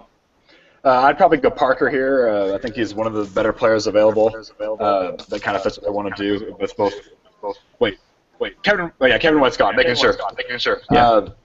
So I say Parker is probably the best pick. I like Danny Shelton marginally, but I wouldn't spend number 12 on him, especially if they had picked number 19.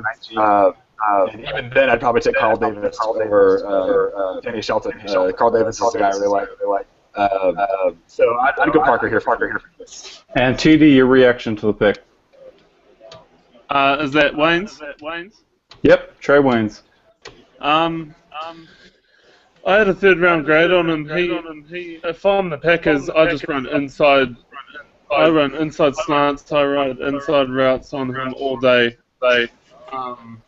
You can pretty much just do inside moves on him, like double moves.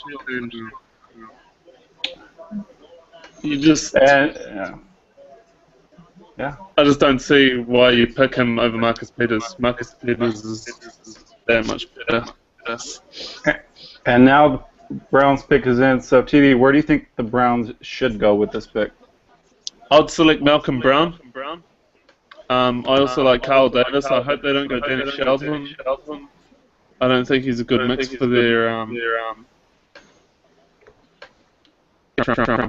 pick. And Seth, where do you think we see Cleveland go? I think they go Danny Shelton, but if I was them, I'd probably take Olamide Odighizuwa, who's my 11th ranked player. And I think you can plug him in outside linebacker, 5'6". He'd thrive and dominate in that defense, I think. And we're moments away from finding out. Of course, NFL Network is on commercials. So just to get a little bit ahead, because, we like talk about the picks. So after, let's say Cleveland takes Danny Shelton. That puts New Orleans on the clock. What route do they go? And we'll start with you, Chandler. New Orleans is tricky. They have a lot of picks in the first 3 rounds, so maybe they have 5. And so they're unpredictable. We'll see kind of where they value certain players. I think that they'd be wise to take an edge rusher. At this point, I think that Olamide Odighizuwa, I said it right. He's a defensive end or outside linebacker from UCLA. He's my 10 player overall. Anyways, really like his skill set. I think he could be an outside linebacker. Athletically compares favorably to Justin Houston and Khalil Mack. There's a lot of pressure on him, but I think he can live up. Medical's kind of scary, but I think he'll be fine. And TD, for you, looking at New Orleans pick, obviously we're looking ahead a little bit. Let's say Danny Shelton pick you would not like for the Cleveland Browns is made. At 12, who are you liking for New Orleans? I like Bud Dupree for New Orleans. He'll be good with Rex Ryan. He can move him around. He can play up. He can play down. I think he suits them. They have to go edge rusher, and I think 31 though will pick the guard. Just to build off what Tyler said, I think it's a great. I know you meant Rob Ryan.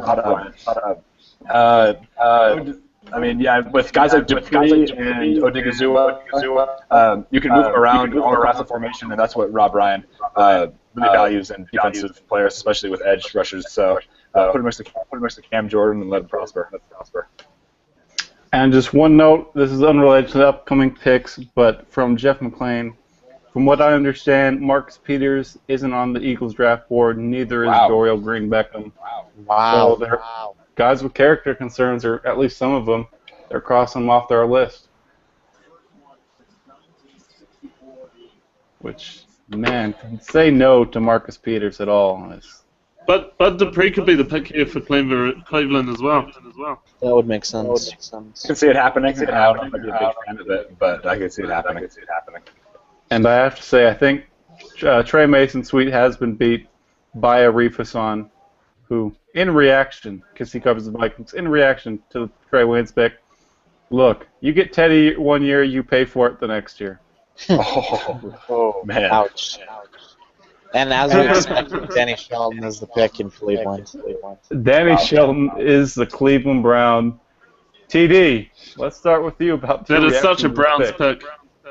Very Browns pick. That is such a Browns pick.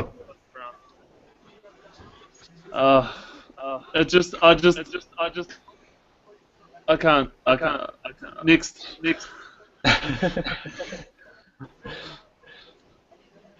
And Chandler, looking at Danny Shelton, what do you not like about his game? Yeah, it's been a while since I've kind of watched up on him. There's a lot to like about him, but I just didn't see the hype that a lot of people were. A lot of people were talking about his pass rush ability, and you saw a lot of coverage sacks, quarterback sitting back in the pocket for 6-7 seconds, and Shelton just falls upon him. All 300 pounds of him. He's got a good anchor against the run, and he's pretty quick for a guy his size, but I really don't think the hype is a lot warranted. And Seth, what is we talked about Danny Shelton not being a fan of it. What is some things you think Shelton does well and can help the Browns with immediately? I mean, I think as you expect, looking at him, he's stout against the run, and he's kind of a freak with his strength and athleticism. I mean, he, as Chandler said, he moves better than you'd think looking at him. And he's strong. I'm concerned with his technique. I see a lot of times he stands up immediately out of off the ball, off the snap. And I think he hurts his leverage a lot. I had a second round grade on him, but I know a ton of people love him. So it's not like he's tall either. So like you're not coming out of your stance. Going to elongate your back because you're tall. Like he's quite short, and so it's kind of this technique. Yeah, it's definitely. And Danny Shelton just lifted up Roger Goodell, which, knowing Goodell, could result in a multi-game suspension. Well, if he had kissed Goodell like Poe, he would have been good. So one of you guys mentioned tall players and leverage issues, and kind of made me realize we haven't talked about Eric Armstead at all yet. There's a few teams coming up that could take advantage of his skill set. Maybe the 49ers technique. But we haven't talked about him yet. Who was that? Rick Armstead. Yeah. Definitely I could see him in this uniform. From the 916 Sacramento. I appreciate him. I still think he should be a tackle. Probably should have been, but gotta just whoops. He's got heavier hands than Peter. Ain't saying much. And one interesting thing we have here, I mean, obviously, we're now at the 13th pick, still no trades. New Orleans pick is in, so there's not a trade coming. Wow. And, I mean, for all this talk about trades, there's talk about Miami trading up because they love Devontae Parker. There's a chance right now if New Orleans doesn't take a wide receiver, Devontae Parker is there at 14. Exactly. They could surprise and take Gordon there, too. Yeah.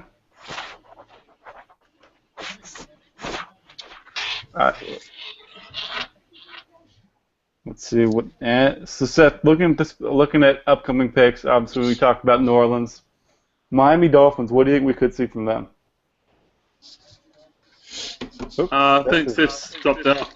Yeah, Seth dropped out. So, all right. So let's look at. Yeah, so we'll wait for Seth to get back on. New Orleans Saints pick is in. We should be seeing it in a matter of moments. Jason locking for it, believes he'll take a wide receiver. He doesn't say two. I mean, so if it is a wide receiver, what they've made some big trades this offseason. They traded away Jimmy Graham. What is this offense going to look like for Drew Brees? I think they're really going to work him like a pitcher. They've used his arm so much over the years, and now they're going to limit his passes. You know what I mean? That's what I think is best if they want to keep Brees as quarterback. They need to stop putting so much on him, give him a run game, and work off that. Are we talking Dolphins pick yet? We're talking about Saints pick for if. Yeah. Drew Brees But I think it will be Dupree. Think it'll be Dupree and Chandler. Final decision. I'll go on a limb and say Dupree, even though I don't think it should be. And why do you think it shouldn't be Dupree? Quite simply, he doesn't play using his hands, and he kind of gets to his spot on the edge and kind of gets lost. His athleticism and his explosion is insane, as we saw from the combine. But I think that the risk is that 13 is just kind of too high in this class. So I think I've had this in the second half of his grade. So I think they should just wait on it, especially if pick 31 coming. Maybe they can trade up from that, or just stay there and see if he falls. That's how I see it. Definitely. Go ahead. The other reason, is that they could go Philip Dorsett. Apparently they love him, and that could be a surprise pick. That'd be. I mean, they took Brandon Cooks in the first round last year and traded up to get him. Exactly. Surprised me. And just the one fascinating thing, I know I'll keep going back to it, but no trades yet. I mean, who knows how far this could go on. I mean, we saw last year. Single trade. Trades popping off everywhere. Exactly, yeah. So many teams wanted to trade down. Maybe the price isn't where they want it to be, but this is developing into an interesting, unexpected storyline. The Titans must have really liked Mariota. Yeah, I think it goes beyond like. There's a deep, disturbing love there. Yeah, if that offer was really on the table from the Eagles, and I'm sure we'll find out in the coming days, but man, that's insane. Yeah. We'll find out what other offers were on the table, I'm sure. Definitely, absolutely. Once again, NFL Net. This is one thing that I just would like to see improved. I mean, I know they have to have commercials, but between the pick being and the amount of time it takes, it is just so much time wasted. And looks like we're upcoming as I think Roger Goodell is coming up to the stage, and the New Orleans Saints have selected. I hear that pick. Oh, there, Andrus Peat. Wow. Whoa. Offensive tackle. We talked about wide receiver. That going with the offensive line. Yeah. Wow.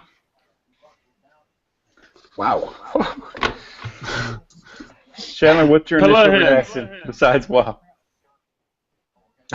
Besides wow, everyone acknowledges that Pete has a lot of room to grow. He has all the physical tools you need. He has fantastic feet. Kind of has hands, as people would refer to. He has great ability to recover. He is fantastic. I saw some vines of him just watching his film, and he can just get out to the spot so quick, and it's astounding that he moves as well as he does for being that big. Just watching his physique, he's just kind of the Hulk.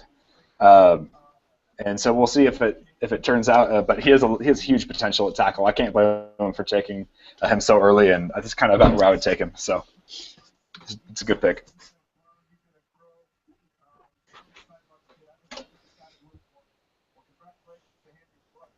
Yeah. Tyler, what do you think? I just don't know if that locker room's the right demeanor for Pete. Hopefully it is, because I feel like he had to go to a locker room where they really push him, because there's plays where he looks, like he could be an all-pro tackle, and then there's plays where you're just like, why should I draft him? he does recover a lot, like Chandler was saying, but there's just some issues in his game that I'm not a big fan of, and he doesn't have the punch, to go with the length and strength. So I don't know how successful he can be.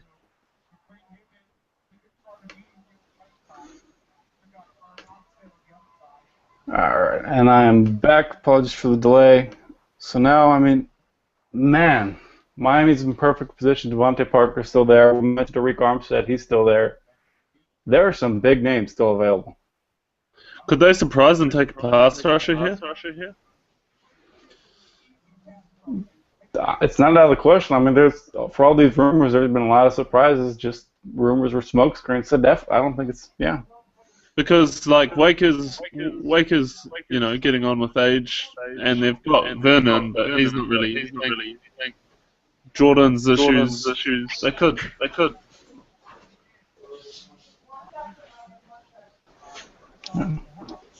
And I think Seth is back. God, Orchard really ate against Pete, didn't he? Seth, what's your reaction to the Pete pick? I was surprised. I've heard the whole process that they've kind of wanted to reload on defense through the draft process. So I definitely expected to hear a defensive name there. And especially with Armstead there. I don't know if you guys have talked about that. I've been my Wi-Fi crashed, so I haven't been able to listen. But it was a little bit of a surprise to me for sure. And while they talk to Andrew Pete, Seth, why don't you remind everyone about the New Era contest we are having? Right. I'm glad that you brought that up. We haven't had many entrants, so you have a good chance to win. If you take a picture of your browser, you watching it with your browser, watching our draft show, what's going on now, a link to the video in your tweet, be following us or follow us, and hashtag BigBoardDraft show. And you'll be entered to win the hats that the prospects are wearing when they walk up to talk to Goodell. They're really cool logo, whatever team you want, and city skyline underneath the brim. So it's really cool. We haven't had many entrants, so you have a good chance. And those are beautiful hats. I made the joke about the Raiders skyline being from San Francisco, but still, those are excellent hats. Yeah, it's got to be Devontae Parker here, right? It has putting him with Ryan Tannehill. They're finally giving Tannehill help. Tannehill, I think, is going to take a huge step up this year. It seems like a no-brainer pick.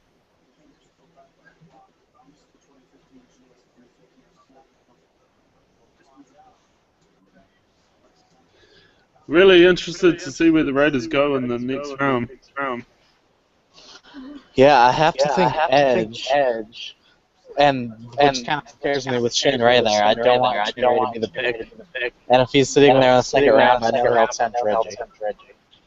I did hear a rumor that they wanted to trade up back in with TP and take Preston. Oh, interesting. But Bruce Preston could be gone by then. And Chandler, what are your thoughts on Miami's situation here? Do they have to take Devontae Parker? I think they'd be wise to.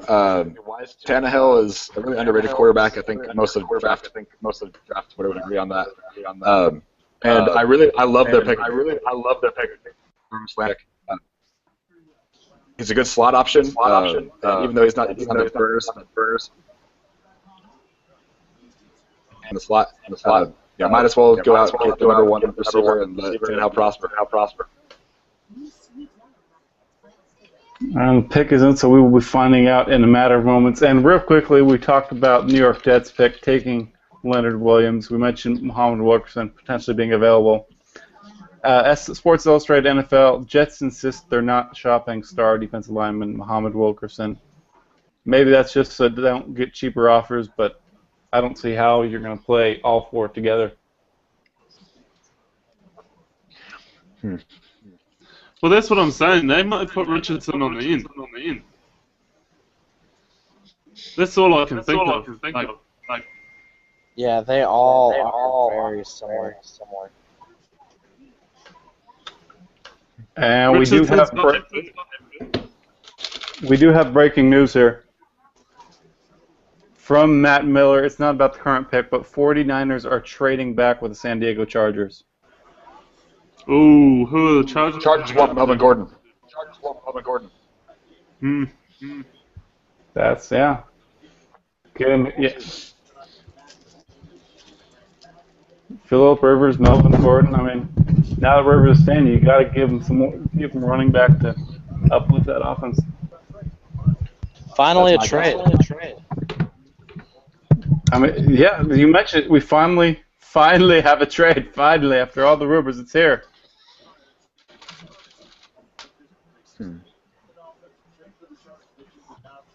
And with Miami, so it looks like San Diego hopped Houston. So whoever Houston might want that San Diego might want. Could it be Alvin Dupree? Yeah. They got I don't know. got footage of Winston and Madden. I mean, who would Houston want that San Diego is dying to have ahead of them? There's Well, no you think reason Gordon Houston kind would. of suits I the think Gordon zone? fits. They're both zone running teams, aren't they? It just, I mean, it seems like Houston has faith in Arian Foster, but he's getting out there. He has injury concerns. That's interesting. Of course, that is. I mean, maybe San Diego isn't trading up for Melvin Gordon. Maybe there's something we aren't expecting. Maybe they want Arik. And Miami's pick, naturally, Devontae Parker. Perfect. As expected. Miami Dolphins, you nailed it right here. Get Ryan Tannehill help. Love it. Can't argue with that. Tannehill's a happy I'll be man. right back, guys. I have to take care of something, but I'll be right back. Sounds good. So let's look at this offense now. I mean, obviously Miami could still use a running back, but I mean they brought in Kenny Stills. Now you're adding Devontae Parker. You have Jarvis Landry. That's a young trio of good wide receivers. It's a very talented young trio, and that's going to be great going forward. Oh yeah, Greg Jennings. Yeah. Yeah, that's a fantastic young wide receiver core. I mean, Jennings doesn't fit really old. He's kind of old, but those three are youth and they're full talent. They're very good going forward. Now, Greg Jennings is an excellent mentor for young wide receivers, I believe. Oh, absolutely. And the Dolphins have shored up their offensive line as their young players get better. If Brandon Albert comes back from injury. Yeah, that's a good team going forward. Not to mention that they got Sue and Cameron Wake on the defensive side of the ball. They have a good roster going forward. They can definitely see the changing of the guard if the Patriots continue to they decline from here. We'll see. And we have a tough division though. Just read the San Francisco-San Diego trade. San Francisco trades its first-round pick. San Diego trades its first and its fourth and fifth rounders in 2016. Oh wow! Okay. So giving up nothing this year. Yeah. And San Francisco seems focused on the future more. So much for so Dupree going top 10 now.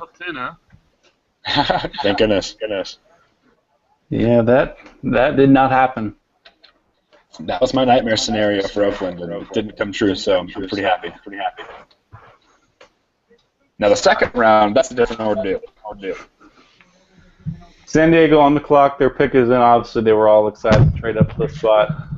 I think it's pretty much universal. It has to be Melvin Gordon, right? I could see an edge player here, but yeah, I think it would surprise me if it wasn't Melvin Gordon.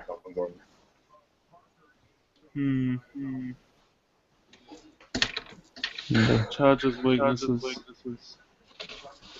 Watch them 2 times a year. I hope Melvin Gordon likes getting back on the backfield. Yeah, exactly. Khalil Mack. Eat him. And we have our other analyst now. Shane Alexander is with us. Back. Shane, what's up, buddy?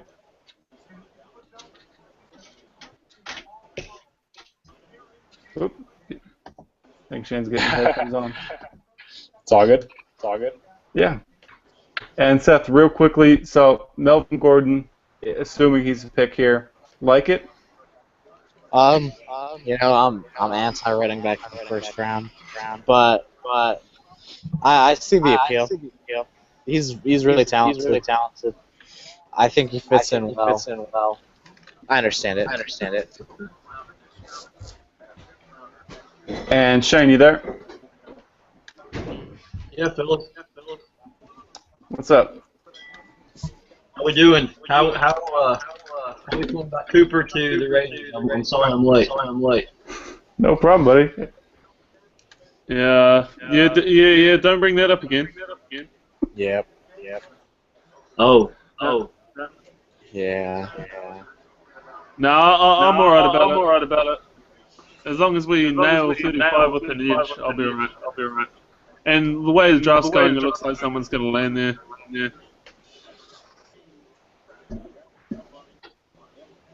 And Shane, looking at this pick, obviously this is the first trade of the draft. You think Chargers are going up for Melvin Gordon? I hope not.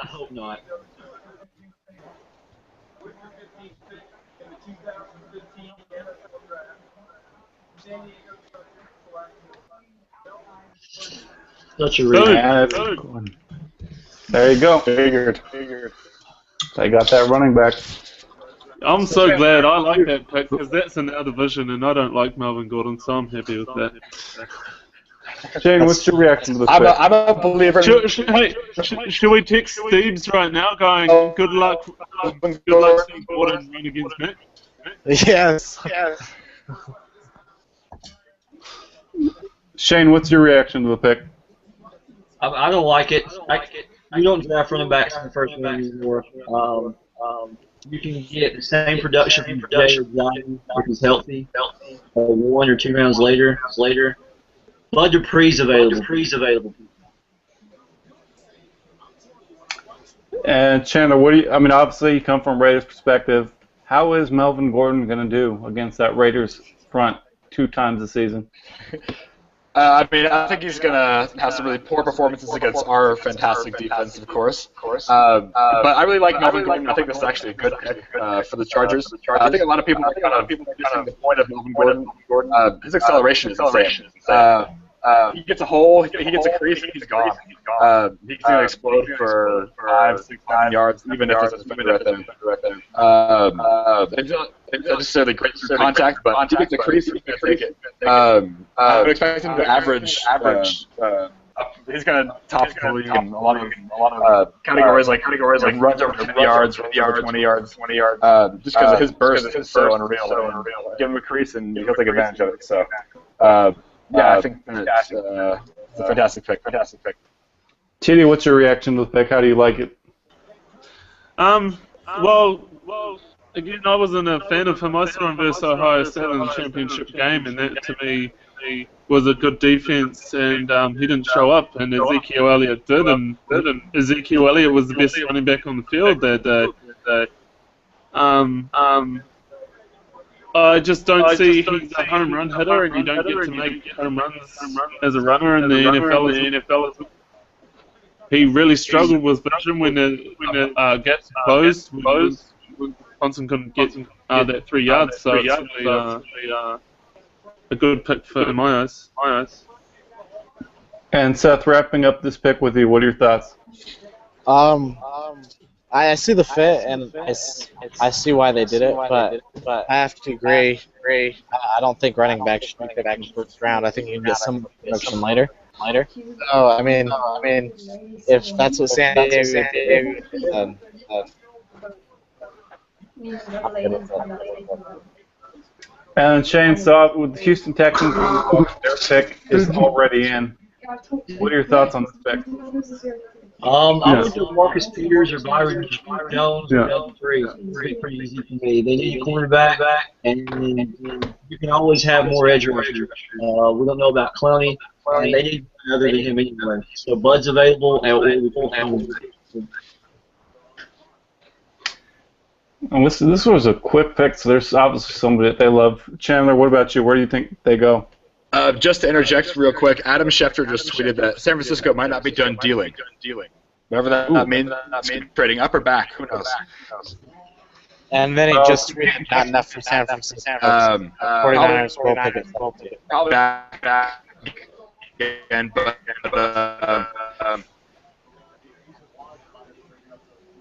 All right. Yeah. If I were running the Texans, I'd definitely go with either Marcus Peters or Eric Kendricks here. I'm a big believer in Kendricks. Both Peters and Kendricks are my top 10 players.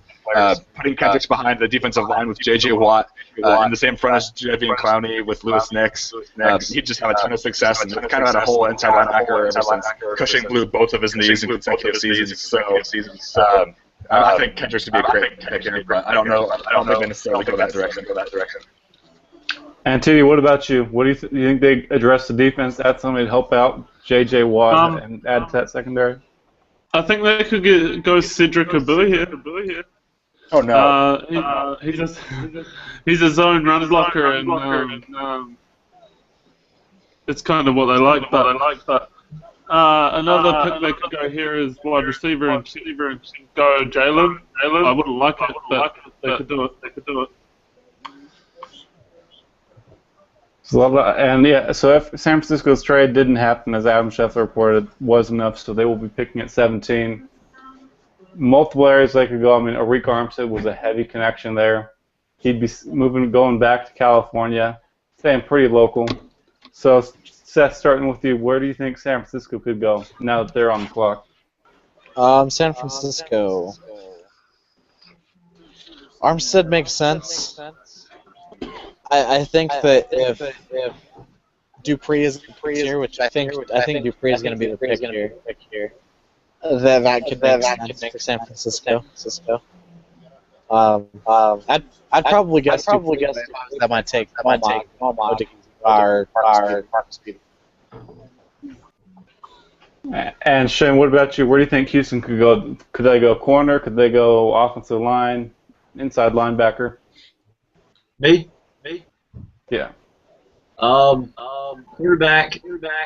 Jake Fisher. If they're going OT or Bud. Another pick is they could go back to Peters. Yeah, I mean, arguably Because- top cornerback available. Oh Because yeah. they killed last year's draft, so why not see Marcus Peters now? Well, I mean, they could have, Texans, I'm very disappointed in them. They missed out on their chance at Teddy.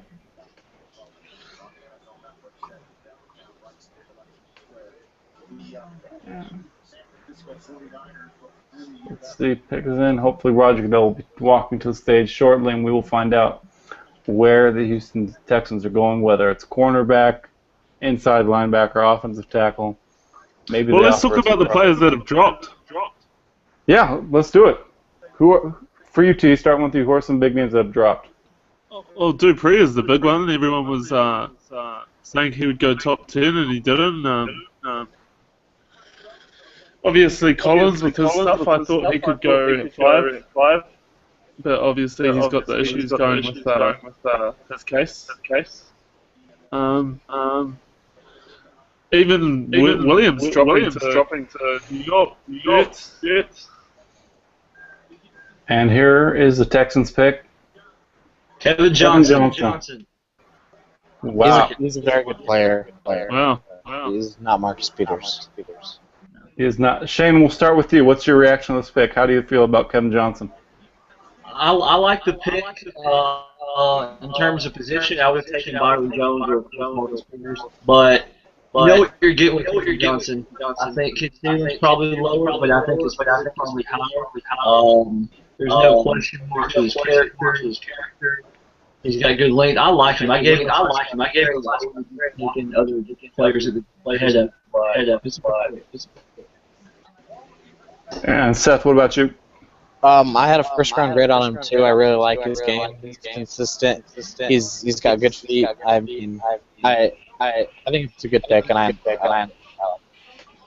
And Chandler. Agree with him. But yeah.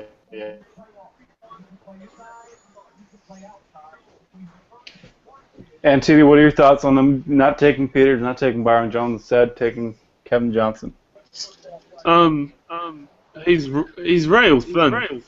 That was really the only thing I had on him. But other than that, a consistent corner. He can play in zone or man. Put him next to that pressure and opposing. Yeah. As we mentioned before, we also have to talk about names that have fallen. Chandler, who are some big names that are you surprised are still available at the 17th pick?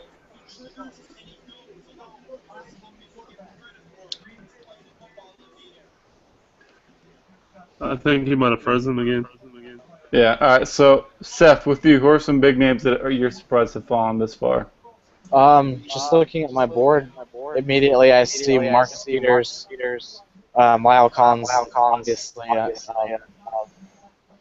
Randy Gregory, but he's understandable as well. Oh, Magbe Odigizua is my 11th player. He's still there. Shaq Thompson's my 13th player. He's still there. Eric Kendricks, my 14th. He's still there. And Shane, who are your top players available right now? Bud, of course, Lael Collins, although we don't know what's going on with that. Malcolm Brown, O'Diddy, Preston Smith, Henry Andrews, and London Collins.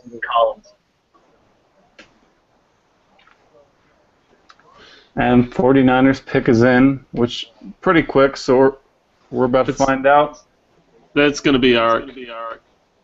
I mean, that's been the popular one, staying local, going with Arik Armstead. Let's see if it happens. And just Andre Johnson just tweeted that Amiri Cooper is the best in the draft. I hope we draft him. So if the pick is Arik Armstead here for San Francisco, Seth, starting with you, how would you feel about the pick? If it's him, good fit, athletic.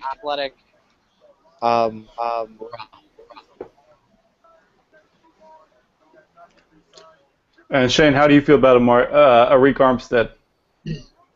If he goes to a team like San Francisco, his ceiling is probably most attainable based on the system that they run. If you put him in another system, franchise, he may never develop. But like San Francisco, New York, or Baltimore, I would like him. So yeah, if he goes to the Niners, with Eric, I think he'll be good there. I think he'll be another for the NFC West. And we do have an update. It was a mistake earlier. 49ers in that San Diego trade, they received San Diego's 2015 fourth-round pick. So that will be 117th overall this year. Oof. Just for Gordon. Yeah, that's high price to pay for a running back. 49ers pick is Arik Armstead. There you go. Armstead returns home, to Northern California. When we talked about the pick, Shane, you mentioned that you feel like he can reach his ceiling in San Francisco. So I think Universe would like the pick overall. yeah, it's going to be interesting to see him play in front of Alden. I wish Justin Smith retired and he would have had a year to get great, but learn on the floor. San Francisco is a good franchise. But this is a good place to develop. And so we talked about Arik Armstead. Obviously, it's now happened. So let's look forward. Kansas City. Seth, there's some big names available. Could they go wide receiver? Could they go defense? Where do you think they'll go? I think they could go any of those places. Dorial Green Beckham makes sense here. Local kid. And TD, what about you? I just hope KC go after a player I don't like. I just want Kansas City and the Broncos to go after players that I'm not fans of. And Kansas City's pick is in. So TD's hoping for a pick that player that he doesn't like. I'll just put it. I hope they select Cedric Abui. Well, I hope that's it because I'd be thrilled with that pick for Kansas City being a division rival. He was a third-round pick to me before he tore his ACL. Ooh. That's so. Chandler, for you, why was he a third-round pick before the torn ACL? We saw he wasn't very comfortable playing the left side. If you remember last year, Oh my D4, God! D4. What? I'm sorry, guys. You saw it? Someone peeked ahead. Oh, The here Chiefs we go. selected someone good. Here we go. You have to spill the beans now. You have to tell us who they took. Marcus Peters. Oh, wow. Ouch. That's a great pick. That's a phenomenal pick for them. Outstanding. Dang it. F-bomb! We get And Amari Amari Cooper is already shut down. Oh, Two come games on. a year. Come on. All right, so TD, we'll start with you. I mean, obviously, I'm a little bit disappointed. What can Marcus Peters in this defense? What can this do for Kansas City? That gives them so much. They've already got such a good front seven with Poe, Houston, and Harley.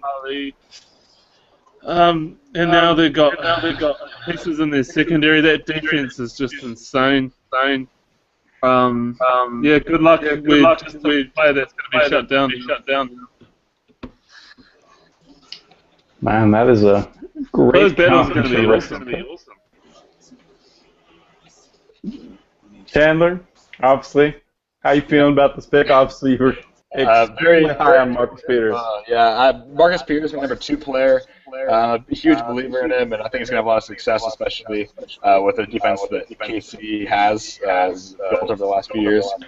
Yeah, it's disappointing, but I'm happy for him, and I think he's going to have a lot of success. Good pick. And Shane, what's your reaction to the pick?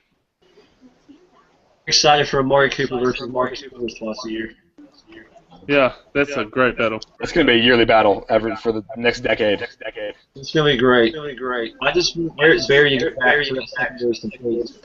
Yes, please, Eric Berry, get healthy, my friend, and come back to that secondary. Yeah, prayers with Eric Berry. It's sad to hear that.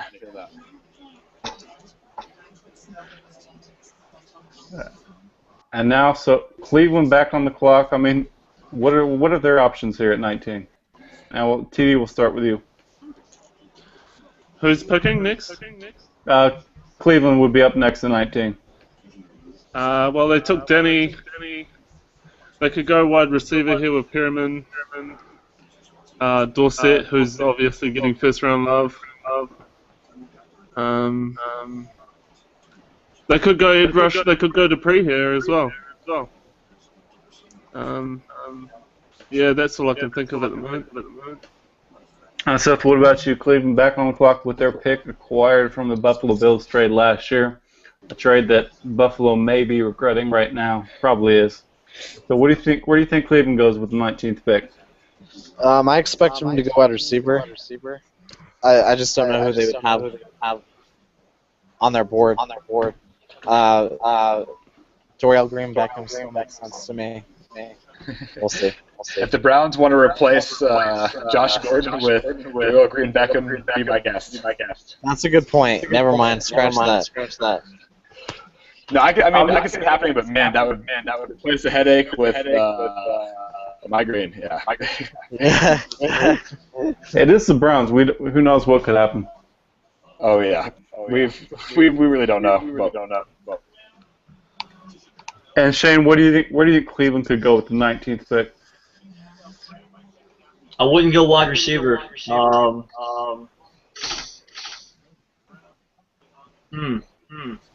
mean, Bud's my number 2. At this point, I'm just going to take it. Yeah, as I said.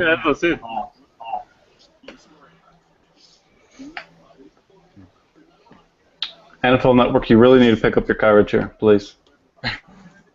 Yeah. Alright, let's see. They're one still thing on the Chuck- chase pitch for me. Yeah, they're still haven't announced that pick yet. And I will say this: I'm skipping a little bit ahead, but with Marcus Peters off the board, Ted Thompson, if anyone's calling for the 30th pick, feel free to trade down. Trade down, trade down, trade down, trade down. If we get Preston Smith, the Raiders, Take Eric Kendricks. Preston Eric Smith. Kendricks. Eric Kendricks. I'll be Or happy. Stephon Anthony. You got options. You got options. We got options in the second round when we trade down. I'd like that. But no, I do love Eric Kendricks. Even if it comes at 30, I still love him, although there's been multiple reports that NFL is not nearly as high on him, and he would be in the second round. Dang. Oh. NFL hates bad players, apparently. Or they hate good players, apparently. Yeah, it's those good players that are good locker room guys, hard workers, don't have off-the-field issues. For whatever reason, NFL they don't want them. What if the Browns take Devin Smith? Oh, wow. Oh my That would- gosh. This is me whispering into my mic. Justin Hardy. I love Justin Hardy.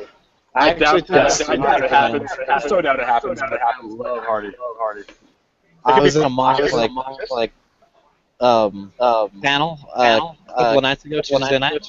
I was in a very similar situation. I took Justin Hardy for them. It could be Funchess.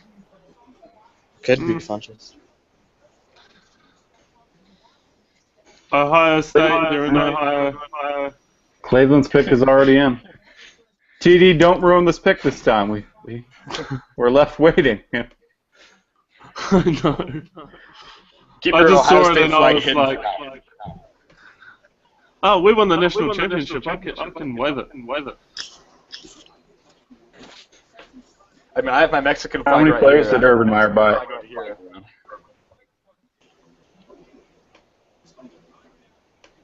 The Cleveland should just draft Urban Meyer. It's Brett Hundley. What? No. Is it really? Kidding. Oh, I thought you saw something.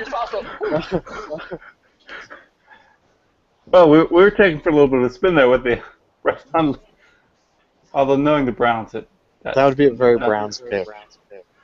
nothing surprising. Like, I wasn't a fan of Man's out, but at least give him another year. Wait, hold up. Could it be Rashad Perryman? That'd be a very Browns pick. It could be. It could be. I see that. And just real quickly, the Bears, being the Bears. ESPN Chicago, GM Ryan Pace tells us Bears, and this Jason Will, Bears are committed to Jay Cutler at quarterback, excited about giving Cutler another weapon on offense. They'll have to see Jay Cutler. They really need to. I'm just gonna watch like Amari Cooper highlights all night and just cry myself to sleep. It'll get better. It will, I promise. We got a good one. We'll be fine. He is a We good did. player. We did. It's not like we selected Darius and never play again. That's true. He actually has hand. And this has been an interesting draft so far. I mean, we've talked about guys we're expected to go, but I mean, we saw Todd Gurley go number 10. We saw Trey Waynes go at 11. Danny Shelton at 12. We saw Kevin Johnson to the Houston Texans. Chargers traded up to get Melvin Gordon. I mean, there has only been one trade, but it's certainly been a fascinating draft. Okay, I know who it is for real. Just leave it. Oh, yeah, I just saw it. I didn't see it, so we'll see. I haven't seen it I think either. it's Perriman. That's my guess. What's your guess? Rashad Perriman. And TD, what's your guess? Dupree. And Seth, your final guess. I'll go with See the pick, Tyler? No. Oh, okay. I thought I'm you saw the looking pick now. and then proceeded to guess on what it was. So. Well, there's nothing better than guessing when you have the answer. Yeah, I'm trying to look now. I'm looking. I can't find it.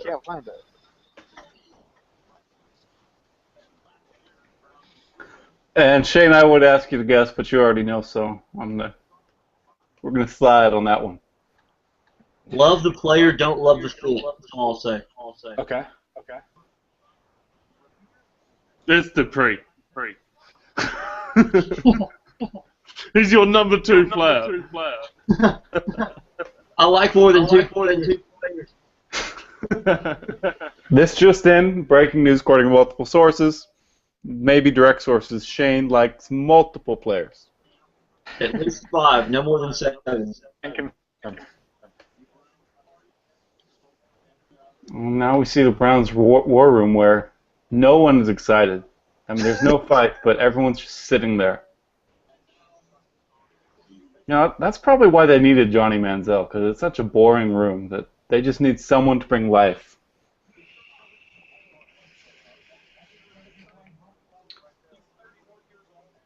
And the one thing we didn't mention is, I mean, none of us said wide receiver. I mean, if Cleveland doesn't take a wide receiver here, are they going to rely on Dwayne Bowe to be their number 1? Brian Hartline. Oh, Brian Hartline. There you go. It's okay, Cleveland. You have Brian Hartline. Oh, actually, Miles Austin. Brian Hartline is good versus the Raiders. Just schedule 16 games against Oakland. Yeah, he scored like 100 yards every time he was versus the Raiders or something. It's crazy.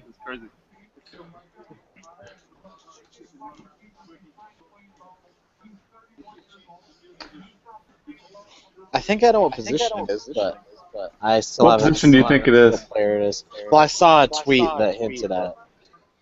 Oh. You see what you've done, NFL?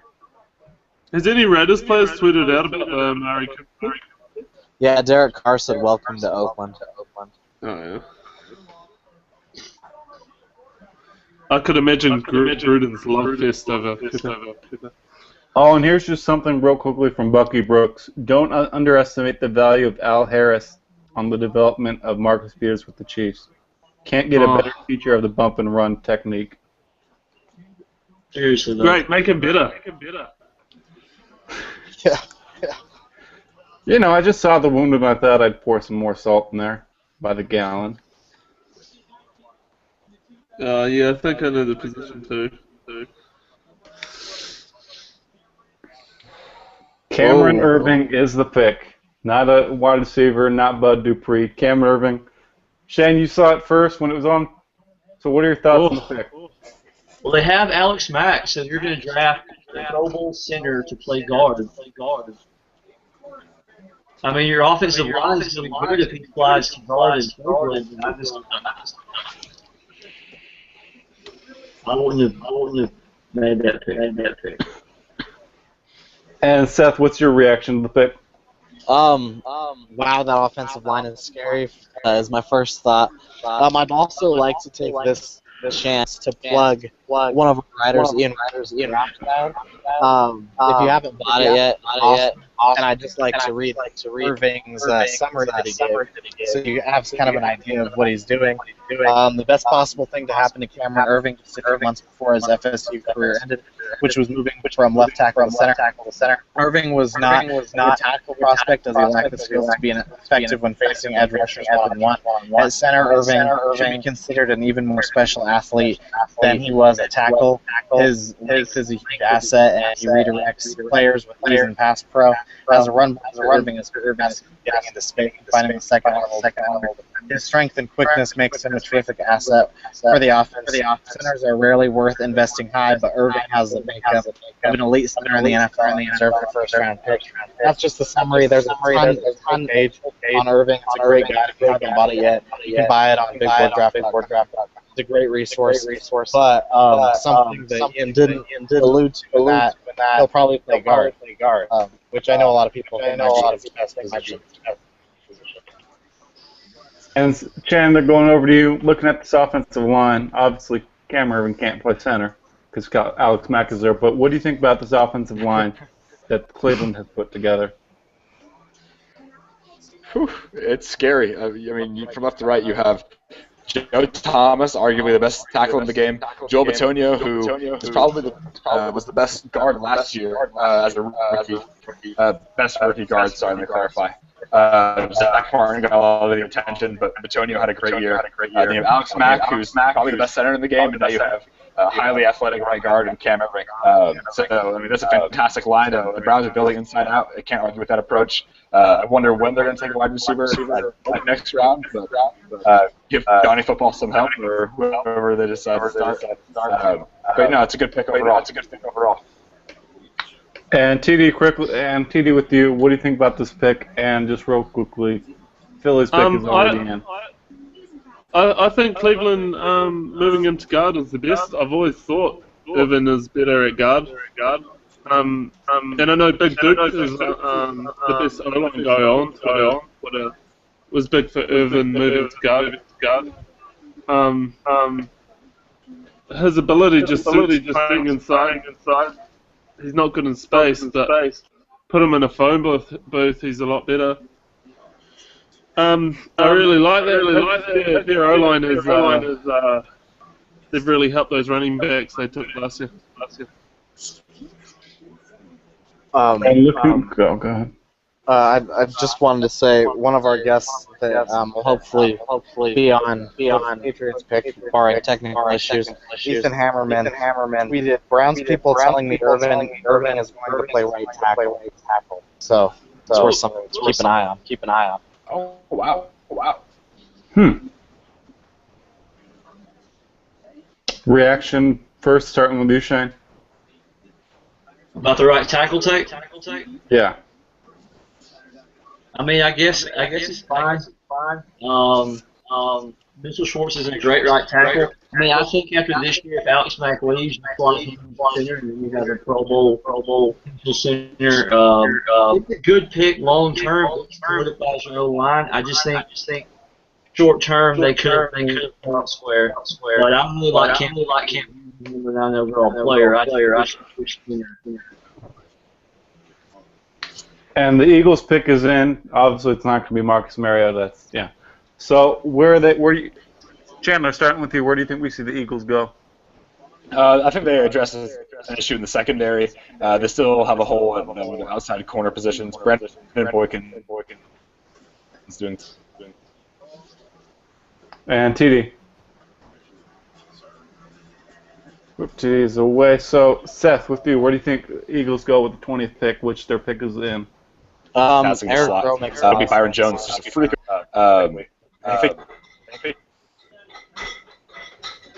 More technical issues. Apologies for that. So, Seth, just go real quickly. Go again. Eric Rowe makes a lot of sense here. That's probably who I'd expect to go.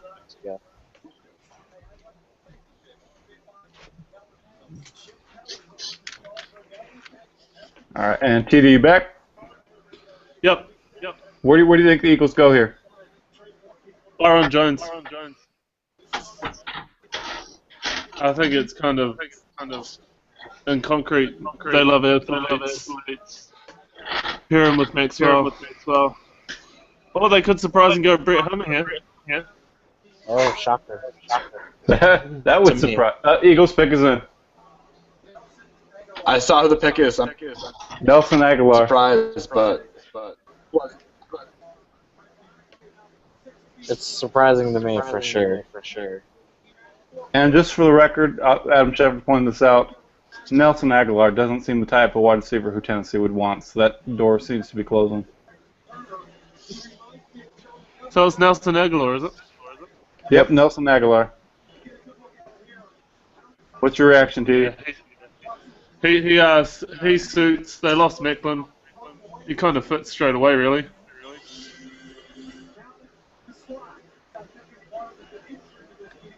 And Shane, what do you think about this pick? He's Amari Cooper light. I love the player. I wish it was crafty because you're going to be able to generate yardage off. Great player. Yeah, I just wish as a non-biased party. I mean, right there, Eric Rowe. I would have went DB, but he's going to do well. He's a more well-rounded wide receiver, wide Mac. He's going to do well. I just want to see him. And now the Bengals are on the clock. We'll have Vance Meek hopefully coming on soon. While we're having an issue with invites, hopefully get ironed out. So, Chandler, starting with you, where do you think we could see the Bengals go? Could it be offensive tackle? I mean, what other routes do they have to go? Ooh.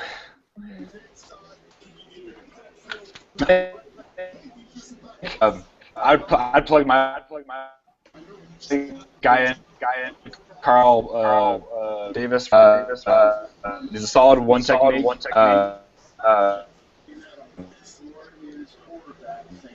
I think they got.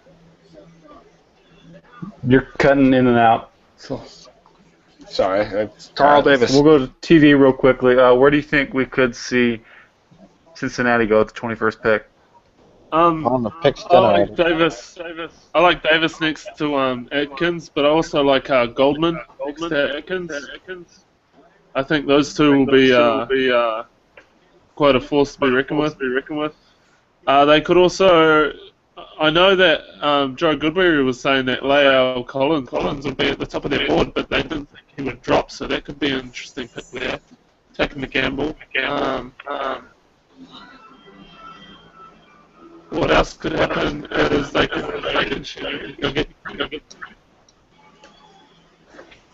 And real quick, because we're having the audio issues again, where it's static. So, Seth, going over to you real quickly. Obviously, Cincinnati Bengals pick is in. Where do you think they could go? I heard Carl Davis' name a few times. He makes sense to me. Grady Jarrett would also make sense to me. I think he's really underrated. He hasn't been getting first round hype, but I have a first round grade on him. And Shane, assuming pick, I don't think pick is out there yet. Where do you think we could see the Bengals go? Offensive tackle, defensive tackle, Malcolm Brown was actually the guy that I would look at. But at some point, for me, Bud's still there, and the pass rushers. I'm a broken record. I'm just going by my board, but I think Malcolm Brown would do really well. One thing with offensive tackles, I mean, Andrew Whitworth has been a great left tackle, but he is getting up there in age. He's going to get his AARP card soon. So they have to start looking at younger options. This could be the time to take an offensive tackle, maybe one you develop. I wonder if we could see T.J. Clemmings. Yeah. That'd be interesting. Seth, who would be your top 2 offensive tackles available right now? Oh, that's a good question. Let me check my rankings. I have to think that T.J. Clemmings would be up there. I'm a really big T.J. Clemmings fan. Well, Collins, and then Clemmings, and then Fisher.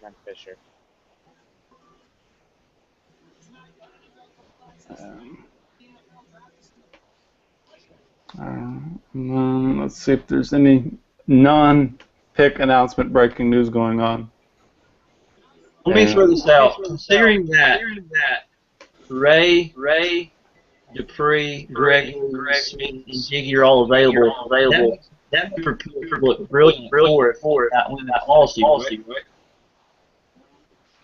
Yeah, there's. And the end of the first round is getting interesting with some of the huge names that are on the board still, because there are plenty of edge rushers. I'm just hoping one of them falls to us at 35. Preston Smith. I can't stop my Raiders bias. I'm sorry, guys. Yeah, that's why I threw it out.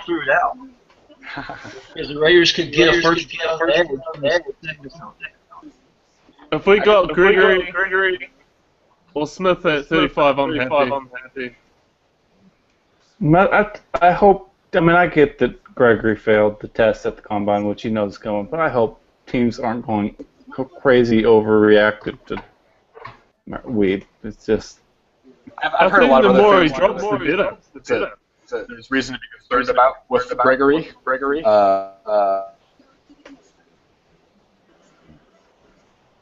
So I beyond just as far as I can. And here we go. Oh my gosh. Cedric Ogbuehi. Oh, Joe. Oh, that's so bad. My number 10 tackle. You know, we asked you Christ. about your top 2, so why not Bengals get your number 10? I mean, that naturally that makes sense. Yep. God, Joe. Poor Joe. He's the right tackle who has a hard time of extending. I mean, that's a good punch, but he only uses one arm. And he's hurt. I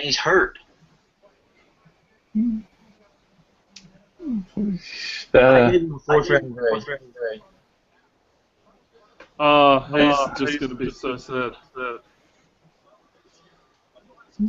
Chandler, what's your reaction? All right, Seth, what's your reaction? I think it's a huge reach. I don't really see it. Here's a nugget. Bengals thought he was the best left tackle in the draft. And he's gonna play left tackle. Wow. Well, I mean, he They're won't going to play put him left behind tackle. Whitworth for a year. This is certainly interesting.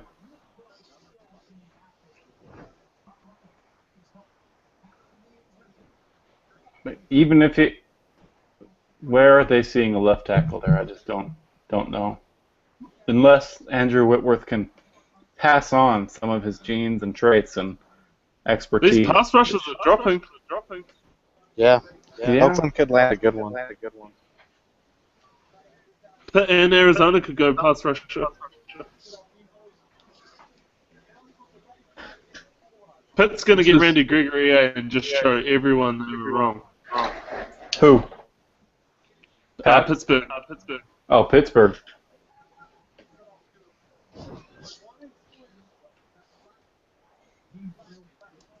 And again, we want to apologize for the technical issues we're having with invites or emails for something where our guests are unable to come on. Hopefully we can get that ironed out at some point. They showed a highlight of Cedric anchoring against a Rice defense.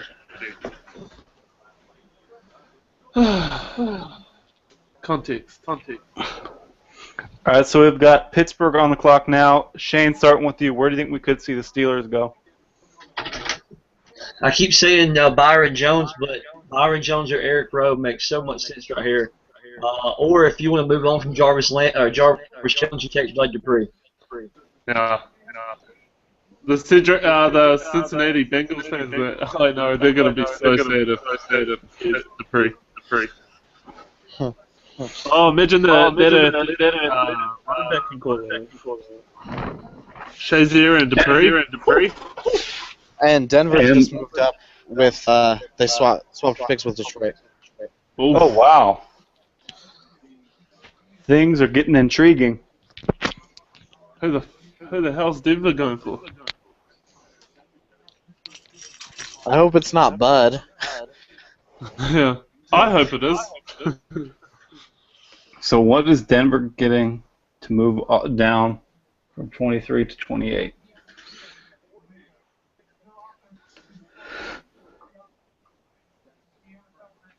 Let's find out. Let's talk about Denver while we wait for Pittsburgh's pick. What could Denver be targeting here? Could it be offense like T.J. Clemmings? Could they be targeting? Who knows? Shane, starting with you. Where do you think Denver? Who does Denver want? There's a trade, right? Yeah, Denver moved up to 23. Man, they could use a lineman. They could use defensive lineman. I mean, you've got Brown, you've got I know who the so I'm not going to say that guy, but I'm going to say it's the O-line. It's the O-line.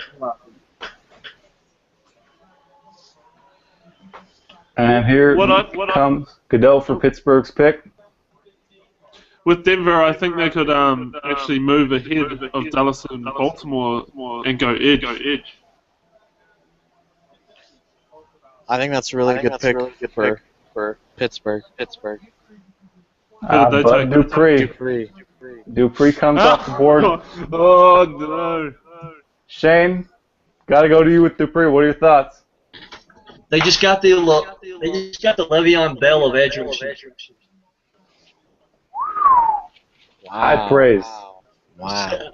I'm being a little bit tongue in cheek because of who you're drafting, but he's so good, and I know he's not.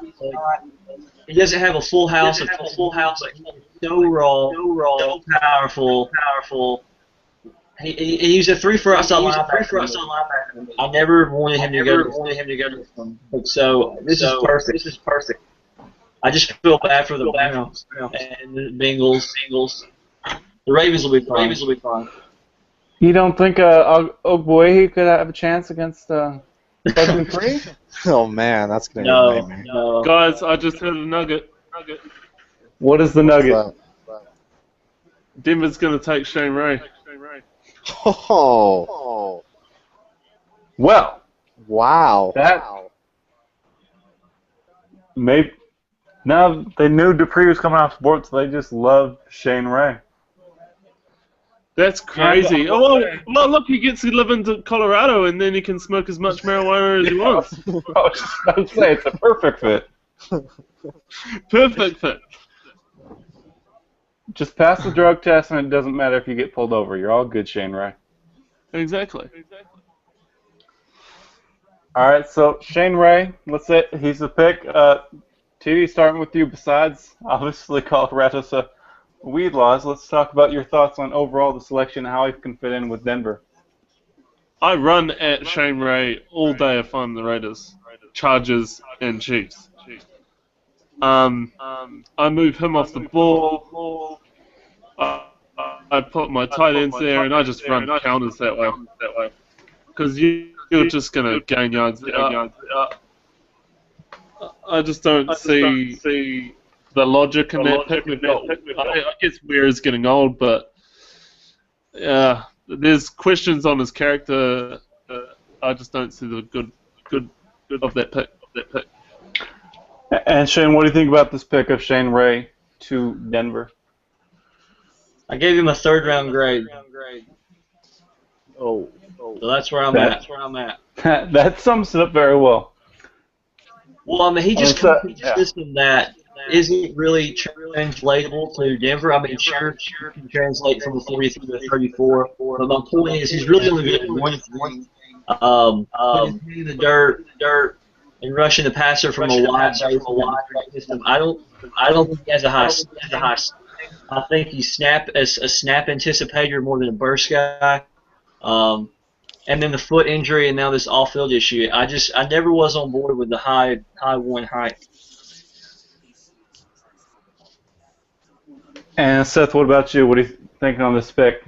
Yeah, I have a 2nd round grade on Ray. It really seemed like his stock was pushed up by BigBoardDraft, and I don't think any of us on draft they were saying a good point that was brought up is he's more of a snap anticipator than a good guy, which that doesn't really translate. You can't count on it translating. Yeah, and I'd run him all day. He's one-dimensional. I don't know if it's going to translate. Oh, here's update on what the Lions are getting. Lions are getting offensive lineman Manny Ramirez, Broncos 1st round pick this year, 5th rounder this year, and 5th rounder in 2016.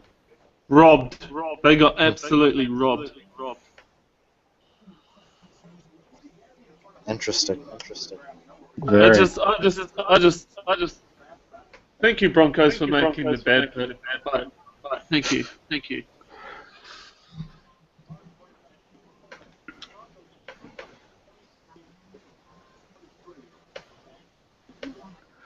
And Shane, I know I'm jumping ahead a little bit here, but I mean, we talk about Green Bay sometimes, so they're a few picks away. Yeah. Byron Jones is available. Eric Kendrick is available. You got to be liking this situation here. Yeah, I hope that Ray Rowe or Jones is available, and if not, trade the. Yeah, I mean, man, Byron Jones. You talk about if they can tap into that ceiling. Oh my! The athletic on that secondary, Jesus. I mean, if he's 80% of Patrick Peterson and he's your number 2 quarterback, that's great. The only reason Peterson gets a lot of criticism is because he's a top 5 pick, and we all thought he was going to be Dion. He's still a really good quarterback. And if you can get 89% of that and with the 30th pick, I mean that's a money pick. I'm not. Go ahead. Just talking on. Oh, I had a bloody take in my head. It's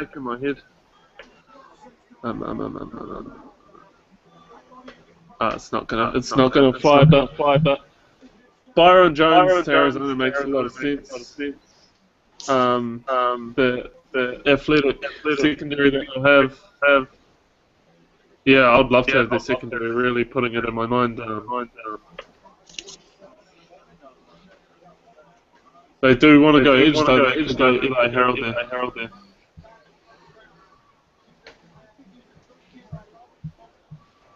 This is, tell you what, for all the mock drafts and everything, it's turning into one heck of a draft. Fascinating. For sure. It's And a that's pretty why we good want first you round. here.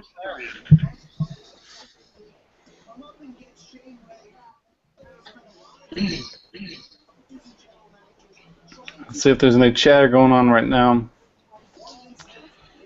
I would We really are- love the Cardinals draft Dick. Nah. We are expecting Blake Murphy to join us if our invites are getting out, but we haven't having some trouble with those, so we'll see if he ends up getting his invite. Arizona has to be loving the situation they're in right now. Just loving it. It's really interesting seeing who's Carolina's. Yeah. Leal. I would take him in a heartbeat. Yeah, but with the questions, you can't take them here. Especially, I mean, there's too many concerns. No matter, whether if they're not valid or not, you can't take them in the first round. Yeah, I don't see any team taking a first round pick. We probably won't. I mean, there's people who say he's going to go undrafted, which, I mean, he wanted to remove himself from the draft. As unfortunate a situation as it is, police are saying he's not involved, but just the questions surrounding it. People have said NFL teams are taking him off their board, so we probably won't be seeing him drafted for a while,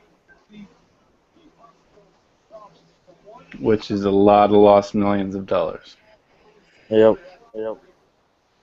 Look at Shane being Adam Scheffner right now on his phone. Yes. Making moves, man.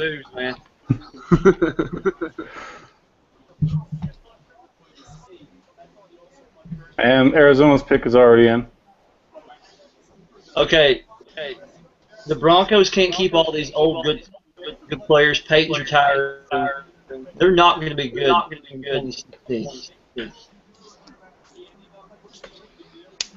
And just a quick tweet from Benjamin Albright, covers the Broncos and Denver radio.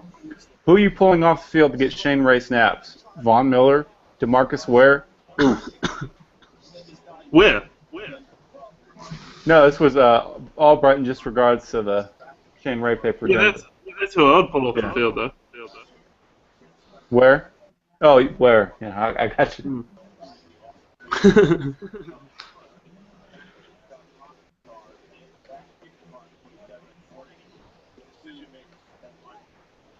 Yeah, and naturally, Chip Kelly said he never offered any players for Marcus Mariota. Of course, he's got to keep his locker room. Sure you did. Sure you didn't, Chip. Well, the Ravens going to get Gregory A and turn him into all pro. Man, Or the Patriots. These playoff teams are just—they're going to send thank you letters. To Good teams make good decisions. Yep. That's why good teams are good teams. I mean, it happens in every sport, though. I mean, you see these teams who are picking the top 15, top 20, just letting good players slip to the great teams and let the rich get richer. That's what happens when you have players like Leonard Williams fall to you and you don't take him.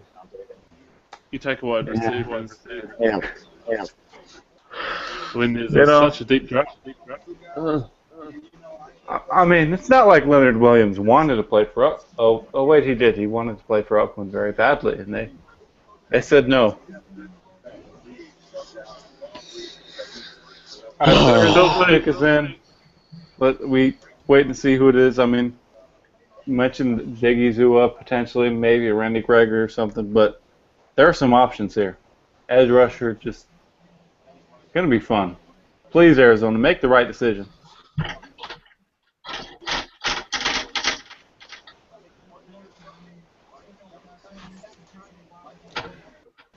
I know who's Carolina's selecting. But not Arizona? Jake Fisher. No. Carolina is selecting Shaq Thompson. Who? Shaq. Shaq Really? Thompson. Really? Whoa, we are getting... Dallas is on the clock right now, so NFL Network is way behind. So Baltimore already picked too? Apparently. Wow. NFL Network is really bad. Well, I don't think it's just NFL Network. I think it's ESPN as well that they get with commercial and stuff. They just... Oh, yeah. Look, the picks have slid in. Oh. I've got the next three picks. So should I just... What should we do here? All right, well, let's talk about the Cardinals pick first, which Roger Goodell finally walked up to the stage and announced. They went with DJ Humphries. So, TD, we'll start with you. What's your reaction to this pick? Well, I actually didn't watch him thinking he wasn't going to come out, and then I caught up later in the draft. And he does have left tackle feet, good recovery ability. He handled Shane Ray until Shane Ray figured out the snap count.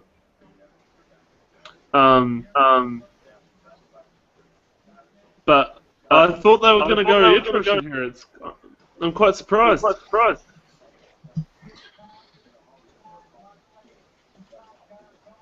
And Shane, what is your reaction to the pick?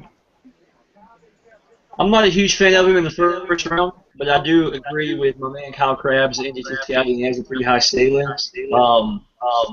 I was surprised he came out too, but when you change regimes like Florida did, a lot of times he addresses it need at least. I would have went pass rusher with lineman. Defensive lineman. And we are welcoming back Chandler Miller, who is here. Chandler, what's your reaction to DJ Humphries?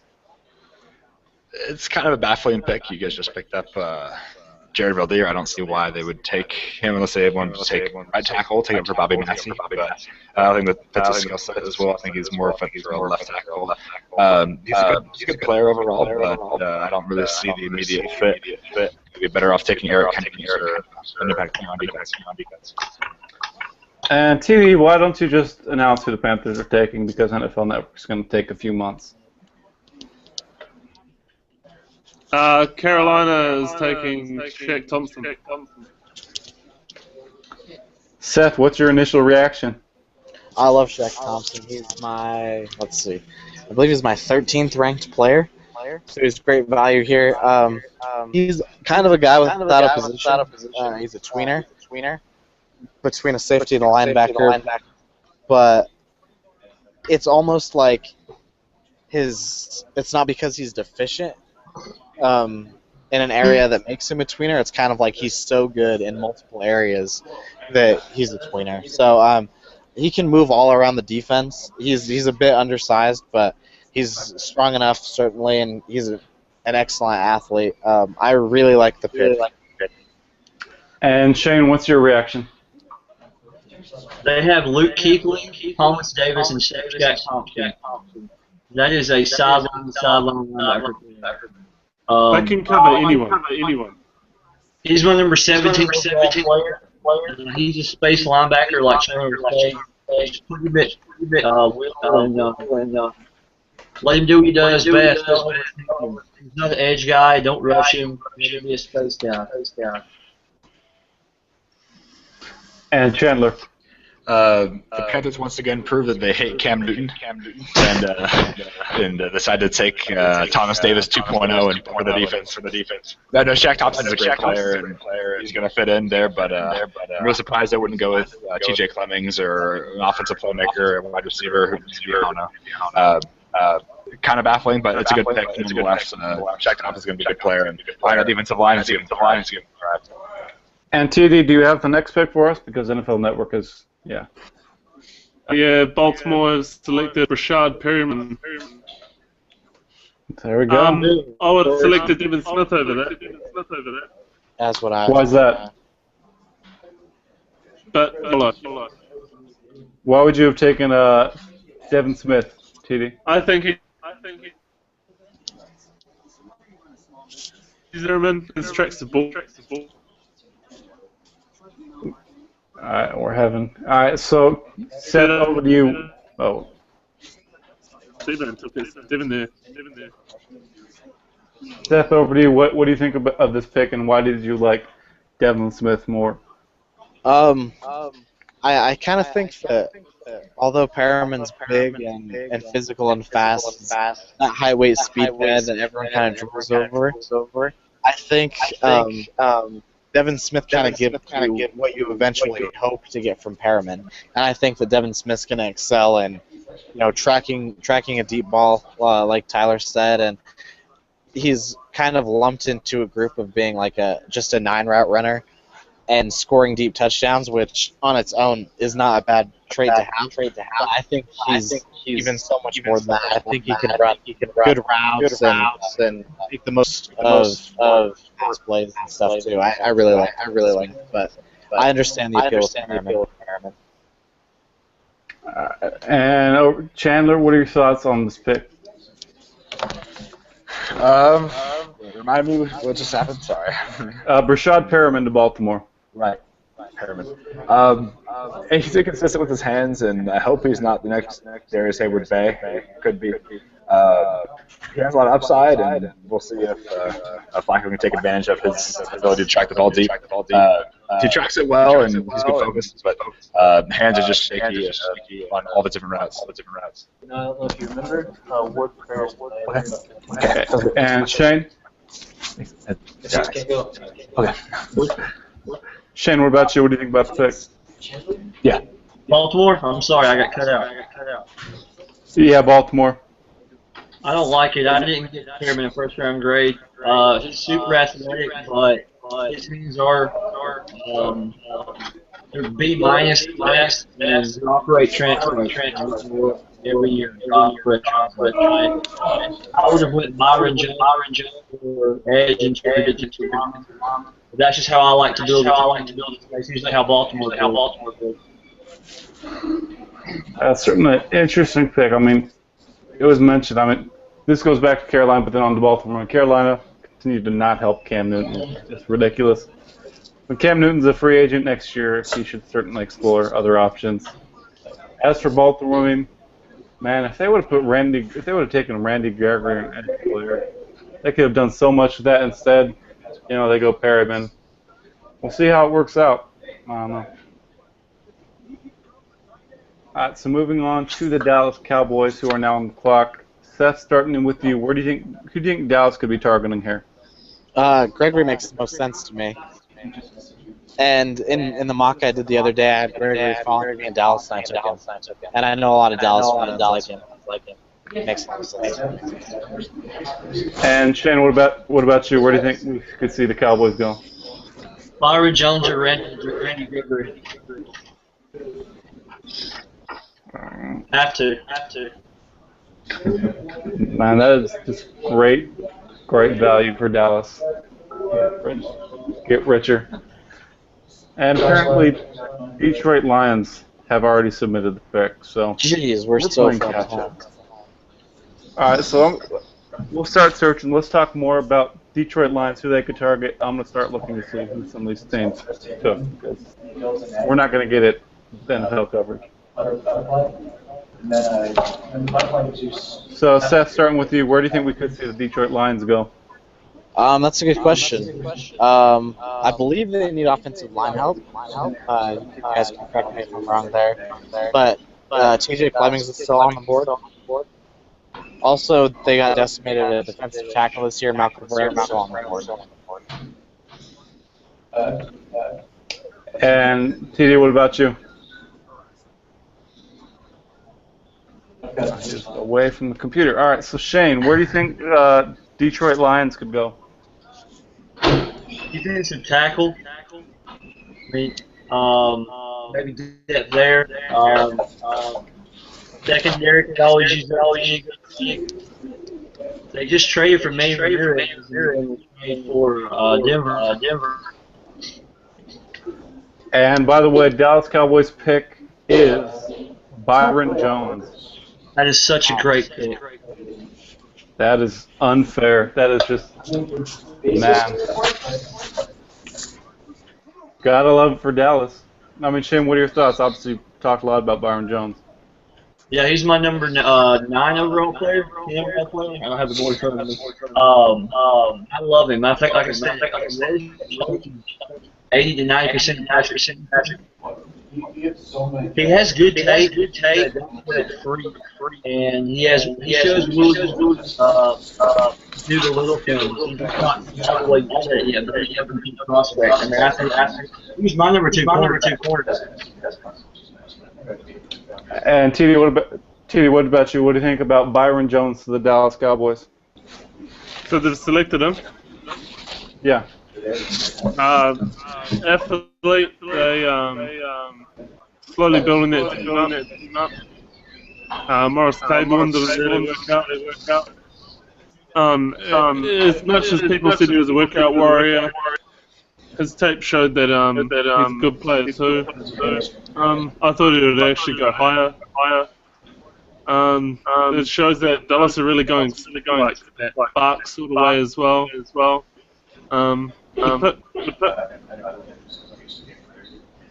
And what about you, Chandler? I'm just echoing what everybody else said. I think it's a good pick. He's obviously a freakish athlete. He set the world record for broad jump at the combine, kind of out of nowhere. So everybody by surprise. I think it's a good value. As Tyler said, he's a great athlete, but the tape shows he's a good player too. I think he's going to grow from here. So that's just fun. And so the Detroit Lions pick is in. They acquired Manny Ramirez, and they just drafted Laken Tomlinson. Wow. Oh, wow. I did not expect him to go in the first round. Interesting. Chandler, we'll start with you. Immediate thoughts on the pick. Laken's smaller. I like him. I had him as like an early second round grade. One of my favorites. And that's really interesting. O-line now. You have Riley Reef on left tackle. You have your guards Larry Warford and Laken Tomlinson, and then you have Manny Ramirez at center. So all of a sudden, Lions' offensive line is the force to be reckoned with. Yeah, definitely. Yep. Yeah, Matt Stafford's going to get some help. They can improve that running game. And Seth, what are your thoughts on the pick? Kim going here. Tomlinson? Yeah, Laken Tomlinson to Detroit. Yeah, I mean, kind of overnight, Dallas or Detroit's offensive line becomes one of the best in the league. Great compliment to that passing game with Calvin Johnson. I wouldn't expect Tomlinson to go that high, but I understand it, and I think that they could really benefit from it. And Shane, what is your reaction to Laken Tomlinson to the Detroit Lions? He was actually my third-rated guard behind Scherf and Elder. I was taking him in the third round based on position value. But you saw the Travis Frederick pick a couple years ago really pay off dividends. You get your guy, and you go get him. But it's around early. And now the Colts are on the clock. I mean, Ryan Grigson, who knows what he's going to do? I mean, he can't trade a pick for Trent Richardson. That's out of the picture. So, I mean, Chandler, starting with you, where do you think we could see Ryan Grigson go to help the Colts? We really know where Grigson's going to go. You can see a lot from names. I think we've heard a lot of hype around Darius Randall, and that would be a train wreck of a pick. So I'm hoping for my buddy Tyler Mariner's sake, Mariner's top of pick. We really don't know. Eric Kendrick should be a fantastic value here. If I had a whole inside linebacker, he could fill it beautifully. So I think I go with him for sure. Yeah, Trainwreck and the Colts pick go great together with Ryan Grigson. It's music to his ears. And TD, what about you? Where do you think we could see the Colts go, assuming Ryan Grigson makes a smart decision for once? Oh, well, let's hope he goes to the orange traffic cone, but he could go Collins. Defensive line, Malcolm Brown's still there, isn't he? Scheme diverse. Yeah, Malcolm Brown's still available. I'm just hoping trades back in. And the Colts are on the clock, so obviously there's a lot of the Colts pick is in. We'll wait for that to come up. But we do have Nick Schwal back on. One of our invites actually went through to someone. So Shane, and obviously Shane, you follow Packers too. Nick, starting with you first of all, thanks for coming on. Green Bay's on the clock. Byron Jones off the board. Marcus Peters off the board. What are you looking to do at 30? Man, I want Randy Gregory at this point. I don't think that's a tough pick at this point at all. Like, all right, so if he doesn't work out, it's just the 30th pick, but I thought he was the 5th best player in this draft. Yeah, and what about you, Shane? Where would you like to see the Packers go? Trade down Gregory or somewhere else? I mean, Peppers isn't going to play forever, so if Gregory or Diggy or Smith is the guy, take him. Yep. I didn't think any of those guys would be here. I mean, Smith maybe, but I thought Diggy and Gregory would be gone. Diggy's hips are really bad, apparently. Yeah. I will just make this one plea. Dear Ted Thompson, please do not take Denzel Perryman. That's all I ask of you. Oh, yeah. Please, Ted Thompson, take Perryman. Oh, my God. I would like to be able to sleep tonight, so if you could just not let that happen, I would really appreciate that. We selected Amari Cooper over Leonard Williams. You need some pain, too. I don't need pain. I'm a Sacramento Kings fan. That's enough pain. You have DeMarcus Cousins. It's not that bad. Well, I'm a Jazz fan, and I got both the Jazz and passing on Leonard Williams, so. Painful's character. I guess. We just can't let Perryman to Packers happen. Not in round 1. Not even Maybe in round 2. He is so bad, and so many people have loved him, and I've gone, how do you love this guy? He can hit, and that's about it. I've seen someone say he's the next Ray Lewis, and I'm just like, are you crazy? You are honestly crazy, because I do not see that at all. He's an enforcer, and that's about it. But he's going to get you beat so many times, especially in coverage. Exactly. I will say this: the outside second of I see every the Packers pick, I'm announcing it. Whatever it is, I need to get it out of my system. Just once I see it, I have to say it. So I'm now focused. I'm sorry, Indianapolis Colts, but because I don't see your pick yet, I'm over-focusing on Green Bay. Wait, are we up? Green Bay's on the clock, yeah. So Indy picked Tom? Wait, who did Indy take? I'm trying to find out right now, but I'm sure they took somebody around too early. probably 2 rounds. I think we're being a bit generous. Once you get Andrew Luck, you just can't make a good pick after that. They probably picked Darryl Boardman from Ohio State. He's a good athlete. Seattle and Indy can't make first-round picks. He's better than Eric Flowers. Doesn't take much. That pick was horrible. I'm so glad they made that pick. I was sitting there. I fell out of my chair. I was laughing so hard. Now, Nick, did you like the Trey Waynes to Minnesota pick? Man, I was so pumped. Like, Trey Waynes is good. He's a second-round pick, but at 11, I was pretty happy about that. You put Randall Cobb an inside route on that guy all day. Man, I was happy with Kevin White to the Bears because he's a lateral move from Brandon Marshall. He doesn't make them any better. Yeah. All right, so Shane, for you, what would be your worst-case scenario for Green Bay? Harriman. Perryman. I Harriman, don't need to ask you, Nick. I know. Paul Dawson, some bad DB.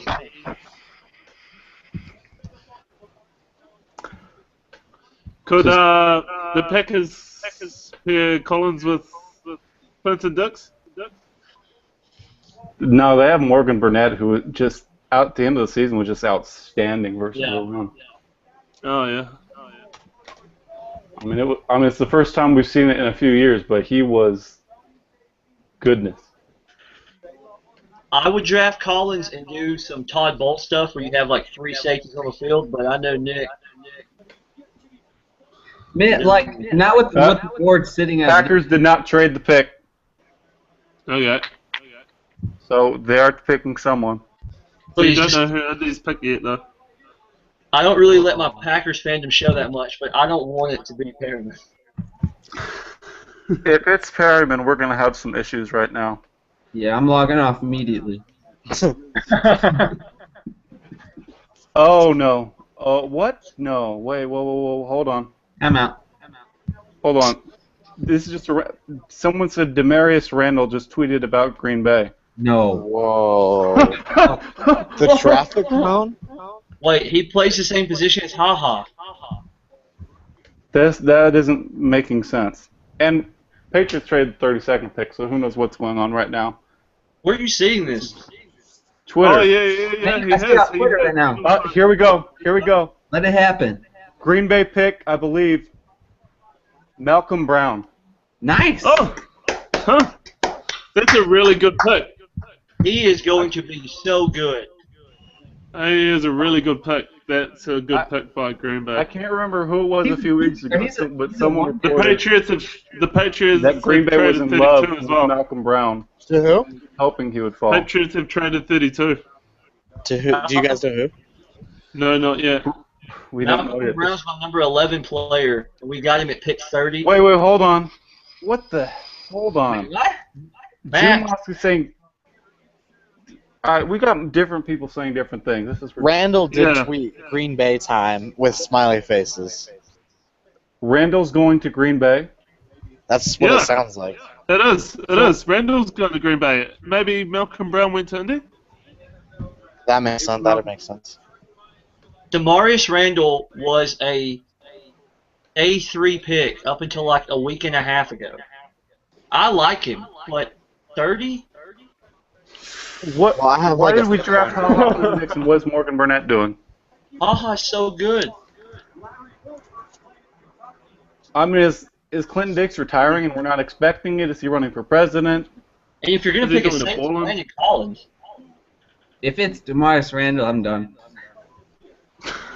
Yeah, I think I have a It's- great on It's Randall. He's so Tim bad. Thompson's man. pulling out as Al Davis. What in the? Oh, I feel so bad for you. It can't, no, but like, it's really not, is it? It's Randall.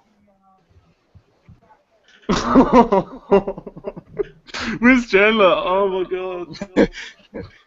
Yeah, Chandler's traffic cone just got picked in the first round. Yeah. I don't understand. Are they expecting him to play outside corner? Indy took I don't- Or is it Dorsett. three safe? Who took Brown then? Did New Orleans take Brown? I don't know. People are just tweeting out. I mean, if it helps, Demarius Randall's better than Rashad or than Perryman. Yeah. Devin Smith's better than Perryman. Well, yeah. So are another 75 guys. Yeah, no. Where is he ranked on my board? Perryman's 77. What it is. No, never mind. That guy, he doesn't have a lot of followers. I'm not verifying it.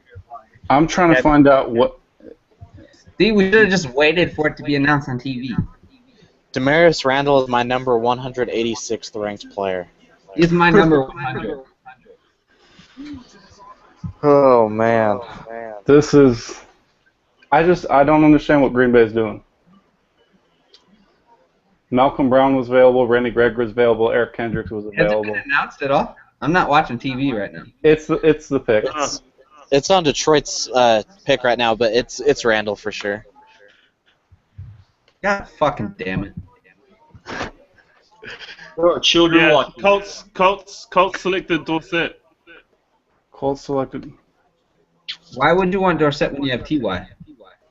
Well, That's a you good question. just throw it either side, I guess. Man, I guess you're just accepting the fact that Luck is only going to have 2 seconds to throw the ball. Exactly. And the New England pick was traded to Houston, by the way. Bryce Petty, do it. Huh. You need that Ryan Love Mallett it. competition. That would be interesting. You'd get that fifth-year option. Terrible. Brent Hundley.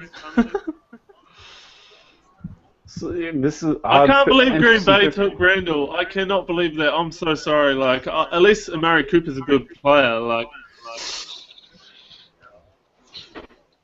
The curse of the Big Board Draft show, maybe? Yeah, I don't know if we'll be doing this again. This is bad luck.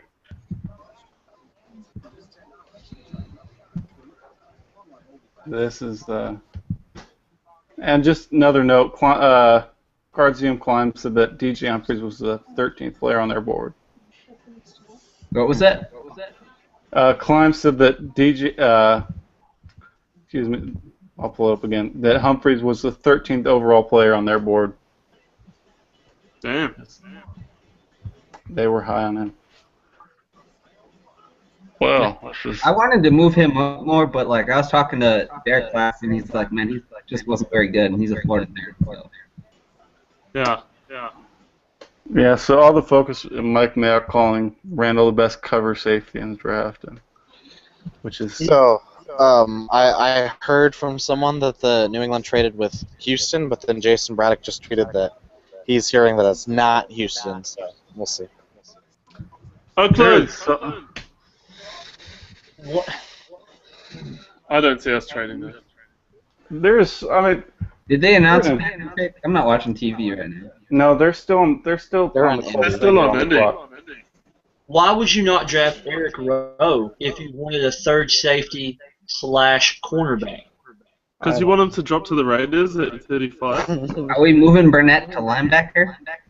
If you're going to do that, why not draft Landon Collins to be a box safety and a space linebacker? And that way you can keep Morgan high. Man, this must be how the Jaguars turn over. Yeah, Darren Page is just going off on the Packers for selecting Randall right now. I can't wrap my mind around it. I don't get it either. Eric just tweeted, what would the AFC South be without Andrew Luck? And it would be trash. It would be absolute trash. I'm still baffled about Randall. Gregson, you could have Gregson as your GM. At this point, Randall doesn't fit at all. It doesn't make any sense. It, Yeah. I mean, it's not even the type of thing where it's like, all right, this is the best player available. It's just, I don't see how you're playing him. I mean, unless you plan on cutting Burnett, because I mean he's got a big deal, but you can't. I mean, Haha's not going to move to strong safety. No. Are they planning on moving Randall to like outside corner or what, or boundary corner? That's mean, an interesting idea. Randall did play some cornerback at Arizona State, but that's not the. I mean, the fit is fine. It's the round. Why would you do that? I gotta say, Ted Thompson, I'm really. I was really excited about Malcolm. I apologize for that. I saw Yeah, someone tweeting it. I'm gonna have to unfollow that person. Malcolm Brown would have been a great pick for GB. Yeah, thanks. Seriously though, like Now Tennessee's going to take him and like Mariota and Brown. That's really, I like that. so honestly though, I could probably justify them taking Perryman here over Randall. No. Oh, Just being like, at least he's a need pick. Like, where does Randall play? Exactly. Where the hell does Randall go? But Perryman He's gonna be missing tackles worse than Haha. All right. So now I'm just thinking worst case scenario. What if Green Bay trades up for Perryman? I know New Imagine. Orleans. Yo, Raiders got any room on that? Raiders got room on the bandwagon? Are you sure you want to be on the bandwagon after you Man, passed on? no. Fall in love with Khalil Mack. That's all you need. All No, right, but, so let's get to the Colts. All right, we talked about the Colts pick. It's an odd thing. Andrew Luck is just going to have 2 seconds to throw to these wide receivers. We talked about Green Bay's pick in length. New Orleans pick, we don't know what's going on there. I haven't seen anything. They've selected. Yeah, they've selected, and 32nd pick has been traded to someone. It was supposed to be Texans, but it's New Orleans took Anthony, Stephon Anthony. inside linebacker. I'd have preferred him over. Anyways. Oh, no. Yo, I just tweeted out asking where Randall's going to play, and people are like, oh, he plays free safety. No. Well, you know, that fills a need if we're in 2013. Yeah, Oh right. yeah. Well, let's talk about Landon Collins. Fully dropped out. I was wrong. Like, Landon Collins would have been a better pick than Randall at. I just think people are overthinking Landon Collins. Like, I did say safety. I was just the wrong safety. Yeah, I shot that down quickly thinking you were crazy, but apparently it's not crazy enough. And then so the one issue we're having here, and it's just people on Twitter now talking about this. So we have picks being tweeted out, picks are being tipped. NFL Network, ESPN are way behind. Way behind.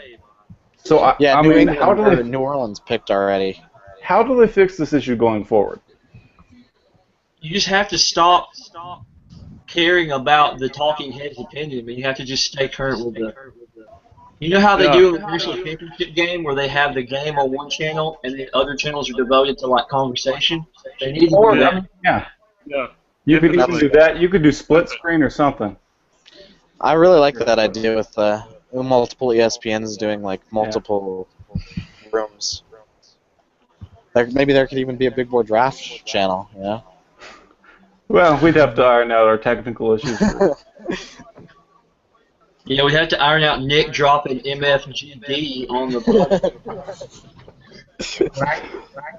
I see people rank Dorsett over Smith, and Devin Smith was so much better in the big game. Devin Smith's so good. Some team's gonna get a steal. I know, I'm so Ohio State biased, but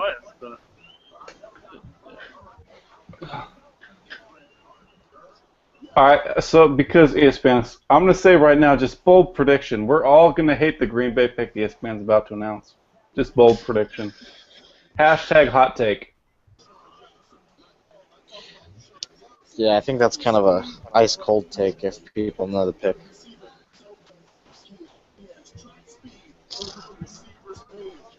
All right, so like, how does Indy benefit from taking Dorsett? They just signed Andre Johnson. They've got Moncrief. They've got so many wide receivers. It's like, what are you doing? I just don't understand that pick. that defines Ryan Ferguson. Yeah. Like, oh, we don't care. We'll just have people to throw to, not people to protect our quarterback. He would have traded a first-round pick for Wes Welker, but Welker wasn't available. Yeah, it makes sense. Let's try to find out who the Saints are. I mean, there was talk about Bryce Petty. The Saints pick is in. I don't know if you want me to.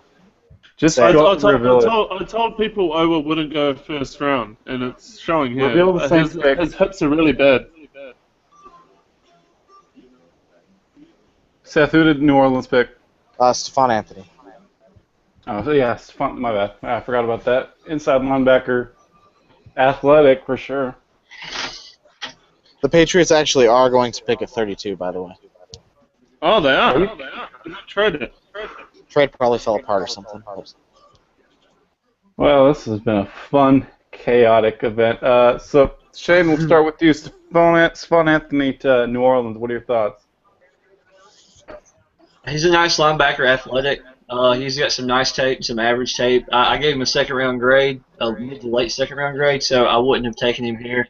But they need defensive upgrades, so I still like Bernard McKinney in the right position. I would have drafted him for New Orleans, but if you're going to take a linebacker, you might as well take him. All right, what about you, Seth? Yeah, I have to agree with that. I think he's a second round prospect, but he's athletic and he's probably something that you can build on with New Orleans. But I think that you could probably get similar value or a player of similar talent even in the second round. And Titty, what are your thoughts on the pick? Well, they lost Lofton, and they were looking for inside help. They've got Hawthorne, and I guess Anthony adds the athletic side to their defense. New England's picked as well, and the 32 pick. I don't know if I should drop it right now. New England's going to get those edges. Who was New England? It's Malcolm Brown. Oh, well, there goes Malcolm Brown. They're going to replace Wolford with Brown and Perry. Yeah. They won the Super Bowl. Good teams are good for a reason. I had Brown in my top 15, so. Yeah, so great pick for New England. Just AFC Championship, there they go. They'll go on to that, and then Super Bowl. So let's kind of recap this first round, I guess. Yeah, let's do it. I mean, starting number 1, James Winston, that was expected. At number 2, Tennessee Titans, now appears they are keeping Marcus Mariota. Zach Mettenberger, maybe they explore a trade for him on day 2 or day 3. His future's done in Tennessee. Jacksonville, Dante Fowler at 3. What are some other picks for UTD that jumped out to you in the top 10 or top 20? Obviously 4. The Raiders taking Cooper over Williams. I thought the Falcons hit a home run getting Beasley. And obviously the New York Giants selecting Eric Flowers. I just don't. And Green Bay selecting Randall. I'm sorry, guys. That's bad. It is. And Nick, not to pile on, but just real quickly, I was looking at the basketball scores. Yeah, and I got my Bucks hat on. They lost by like 60 tonight. So Chicago Bulls 120, Milwaukee Bucks 66. Wow. yeah. At random pours. That was Chicago Bulls 120, Bulls 120, Bucks 66. What? Man, they almost got doubled up. Wow. Oh my Bucks God. did score more than 20 points in a quarter. So, looking into the second round, I'm very happy for Oakland. We're going to have Owa or Preston Smith there, and I can't. Oh, that's great value. Amari Cooper mixed with Preston Smith. That is pretty good top 2 picks for me. That's very good, yeah. Him or Owa at 35, and I'm happy. Even Eric Rowe is still available. Randy Gregory's still available. Eli Harold's still available. I said it, Gregory. Eric Hendricks is still available. T.J. Clemmings, P.J. Williams, Dorial Green Beckham, Grady Jarrett. Grady Jarrett, I'll take him at 35 in a snap. Eric, man, there's some. You gotta love Eric Kent. Inside linebacker, if you need one, just be ecstatic. Yeah. Yep. And one more thing, just throwing on top of Green Bay pick. I know we've talked about it, but Ian Rappaport shared that from Packers scouts he's talked to, they view him as a cornerback. Randall? Wow. Yeah, they view Randall as a cornerback. Yeah, Well, I heard that they makes played sense. him at corner at times in the Senior Bowl. All right, so how do we want to wrap this up? We've reached the end of the draft. We talked about it. Seth, with you, what picks jumped out to you? Um, all the ones that Tyler mentioned. I mean, definitely head scratchers. Oakland passing on Leonard Williams.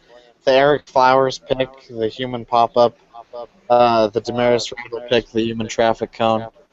Um, they're head scratchers for sure. Good value. I think New York got good value with Williams, but I still wonder about where he fits in there. Um, those I would say those are probably the ones that jump out the most. And Jalen Shane, what do you think Strom. was the biggest steal of the draft? Did he get picked? Malcolm Brown going 32 to the Patriots is a pretty big steal. Yeah, definitely.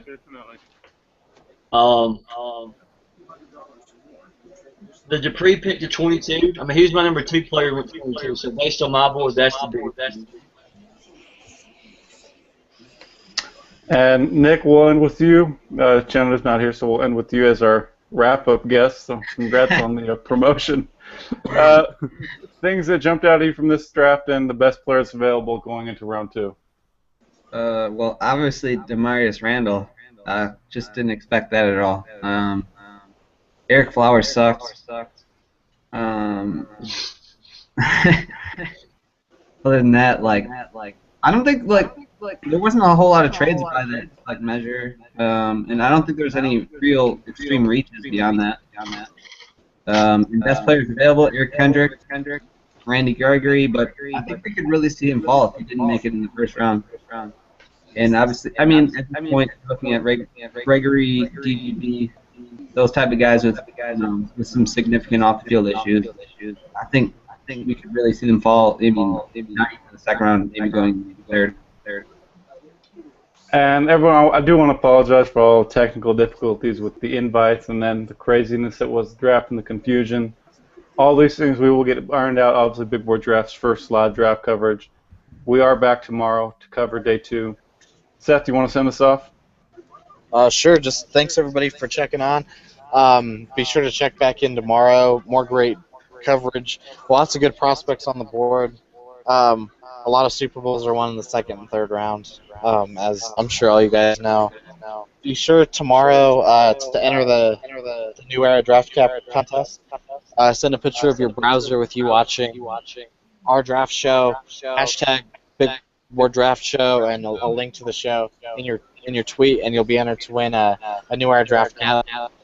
Not a lot of people have entered, so you've got a pretty good chance if you do that. And thanks for joining us. Really appreciate it. Our first draft show, and there's some technical hiccups, but I hope you guys got really good analysis tonight, and we have some great guests, and I think that's being on. Yeah, Shane, TD, Nick, Chandler, thank you for coming on. Seth, thank you so much for setting this up. Really, it was awesome.